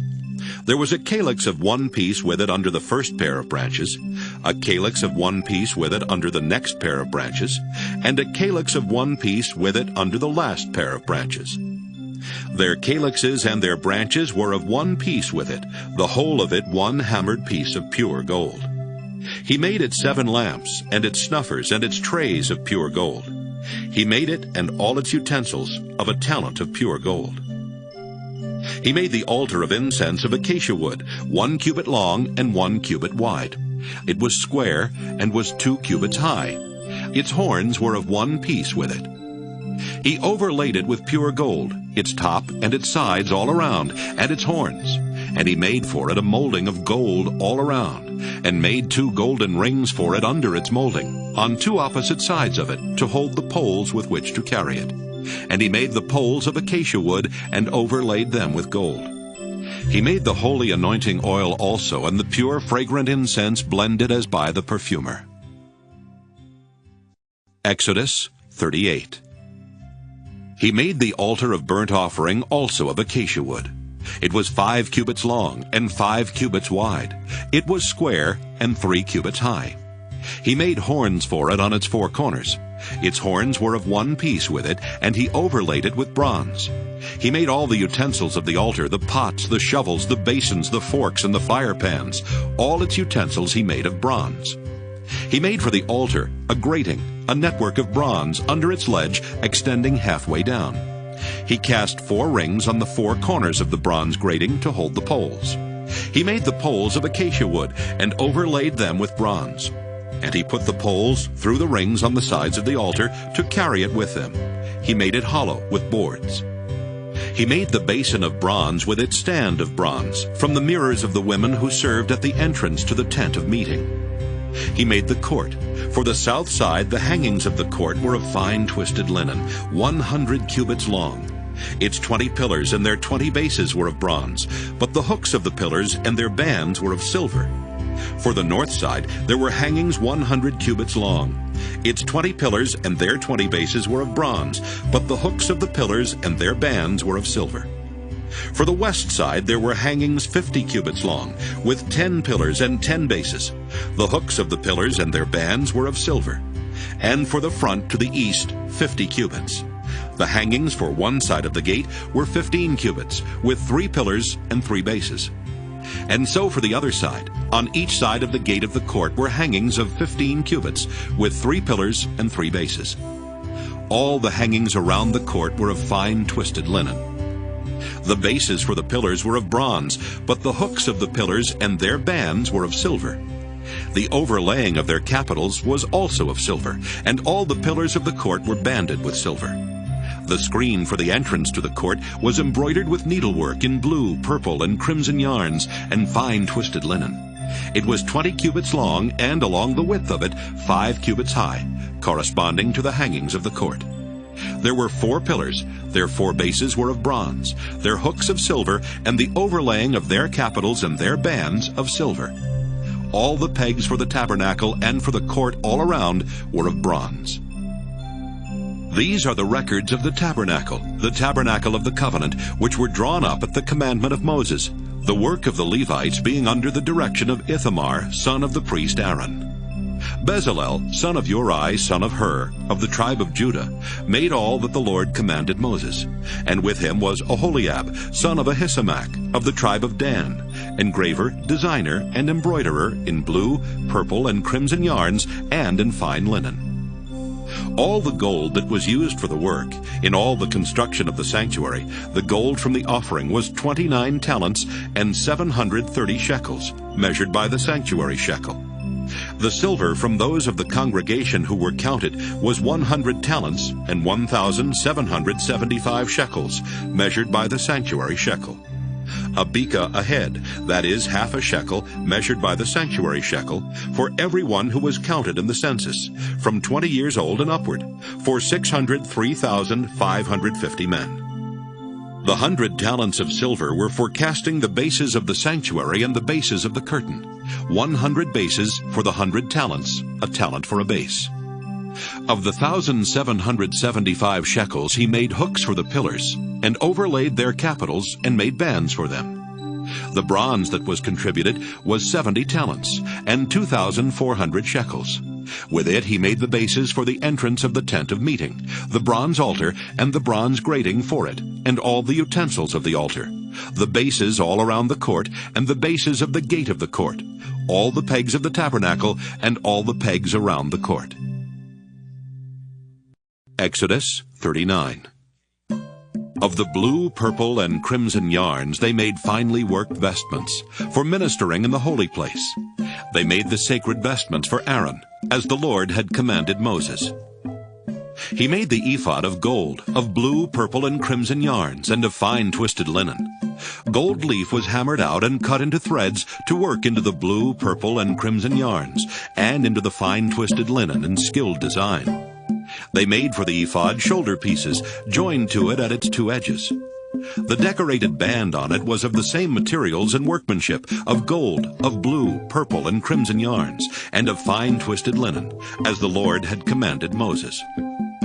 The onyx stones were prepared, and closed in settings of gold filigree, and engraved like the engravings of a signet, according to the names of the sons of Israel. He set them on the shoulder pieces of the ephod to be stones of remembrance for the sons of Israel, as the Lord had commanded Moses. He made the breastpiece in skilled work, like the work of the ephod, of gold, of blue, purple, and crimson yarns, and of fine twisted linen. It was square. The breastpiece was made double, a span in length and a span in width when doubled. They set in it 4 rows of stones. A a row of carnelian, chrysolite, and emerald was the first row, and the second row, a turquoise, a sapphire, and a moonstone. And the third row, a jacinth, an agate, and an amethyst. And the fourth row, a beryl, an onyx, and a jasper. They were enclosed in settings of gold filigree. There were 12 stones with names corresponding to the names of the sons of Israel. They were like signets, each engraved with its name for the 12 tribes. They made on the breastpiece chains of pure gold, twisted like cords. And they made 2 settings of gold filigree and 2 gold rings, and put the 2 rings on the 2 edges of the breastpiece. And they put the 2 cords of gold in the 2 rings at the edges of the breastpiece. 2 ends of the 2 cords they had attached to the 2 settings of filigree. In this way they attached it in front to the shoulder pieces of the ephod. Then they made 2 rings of gold, and put them at the 2 ends of the breastpiece, on its inside edge next to the ephod. They made 2 rings of gold, and attached them in front to the lower part of the 2 shoulder pieces of the ephod, at its joining above the decorated band of the ephod. They bound the breastpiece by its rings to the rings of the ephod with a blue cord, so that it should lie on the decorated band of the ephod, and that the breastpiece should not come loose from the ephod, as the Lord had commanded Moses. He also made the robe of the ephod woven all of blue yarn, and the opening of the robe in the middle of it was like the opening in a coat of mail, with a binding around the opening so that it might not be torn. On the lower hem of the robe they made pomegranates of blue, purple, and crimson yarns, and of fine twisted linen. They also made bells of pure gold, and put the bells between the pomegranates on the lower hem of the robe all around between the pomegranates. A bell and a pomegranate, a bell and a pomegranate all around on the lower hem of the robe for ministering, as the Lord had commanded Moses.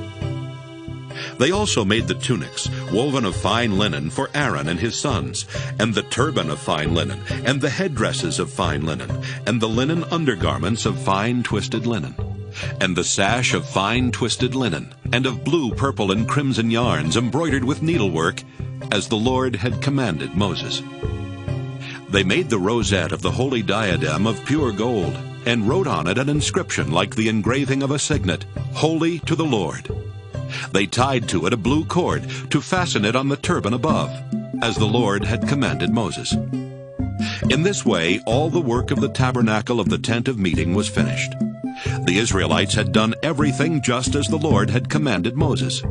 Then they brought the tabernacle to Moses, the tent and all its utensils, its hooks, its frames, its bars, its pillars and its bases, the covering of tanned ram skins, and the covering of fine leather, and the curtain for the screen, the ark of the covenant with its poles, and the mercy seat, the table with all its utensils, and the bread of the presence, the pure lampstand with its lamps set on it, and all its utensils, and the oil for the light, the golden altar, the anointing oil, and the fragrant incense, and the screen for the entrance of the tent, the bronze altar and its grating of bronze, its poles and all its utensils, the basin with its stand, the hangings of the court, its pillars and its bases, and the screen for the gate of the court, its cords and its pegs, and all the utensils for the service of the tabernacle for the tent of meeting, the finely worked vestments for ministering in the holy place, the sacred vestments for the priest Aaron, and the vestments of his sons to serve as priests.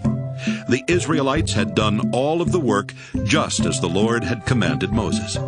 When Moses saw that they had done all the work just as the Lord had commanded, he blessed them.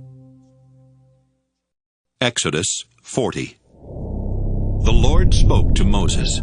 On the first day of the first month you shall set up the tabernacle of the tent of meeting. You shall put in it the ark of the covenant, and you shall screen the ark with the curtain. You shall bring in the table and arrange its setting, and you shall bring in the lampstand and set up its lamps. You shall put the golden altar for incense before the ark of the covenant, and set up the screen for the entrance of the tabernacle. You shall set the altar of burnt offering before the entrance of the tabernacle of the tent of meeting, and place the basin between the tent of meeting and the altar, and put water in it. You shall set up the court all around, and hang up the screen for the gate of the court. Then you shall take the anointing oil, and anoint the tabernacle and all that is in it, and consecrate it and all its furniture, so that it shall become holy. You shall also anoint the altar of burnt offering, and all its utensils, and consecrate the altar, so that the altar shall be most holy. You shall also anoint the basin with its stand, and consecrate it. Then you shall bring Aaron and his sons to the entrance of the tent of meeting, and shall wash them with water, and put on Aaron the sacred vestments, and you shall anoint him and consecrate him, so that he may serve me as priest. You shall bring his sons also, and put tunics on them, and anoint them, as you anointed their father, that they may serve me as priests. And their anointing shall admit them to a perpetual priesthood throughout all generations to come. Moses did everything just as the Lord had commanded him. In the first month, in the second year, on the first day of the month, the tabernacle was set up. Moses set up the tabernacle. He laid its bases and set up its frames and put in its poles and raised up its pillars. And he spread the tent over the tabernacle and put the covering of the tent over it, as the Lord had commanded Moses. He took the covenant and put it into the ark, and put the poles on the ark and set the mercy seat above the ark. And he brought the ark into the tabernacle, and set up the curtain for screening, and screened the ark of the covenant, as the Lord had commanded Moses. He put the table in the tent of meeting, on the north side of the tabernacle, outside the curtain, and set the bread in order on it before the Lord, as the Lord had commanded Moses. He put the lampstand in the tent of meeting, opposite the table on the south side of the tabernacle, and set up the lamps before the Lord, as the Lord had commanded Moses. He put the golden altar in the tent of meeting before the curtain, and offered fragrant incense on it, as the Lord had commanded Moses. He also put in place the screen for the entrance of the tabernacle. He set the altar of burnt offering at the entrance of the tabernacle of the tent of meeting, and offered on it the burnt offering and the grain offering, as the Lord had commanded Moses. He set the basin between the tent of meeting and the altar, and put water in it for washing, with which Moses and Aaron and his sons washed their hands and their feet. When they went into the tent of meeting, and when they approached the altar, they washed, as the Lord had commanded Moses.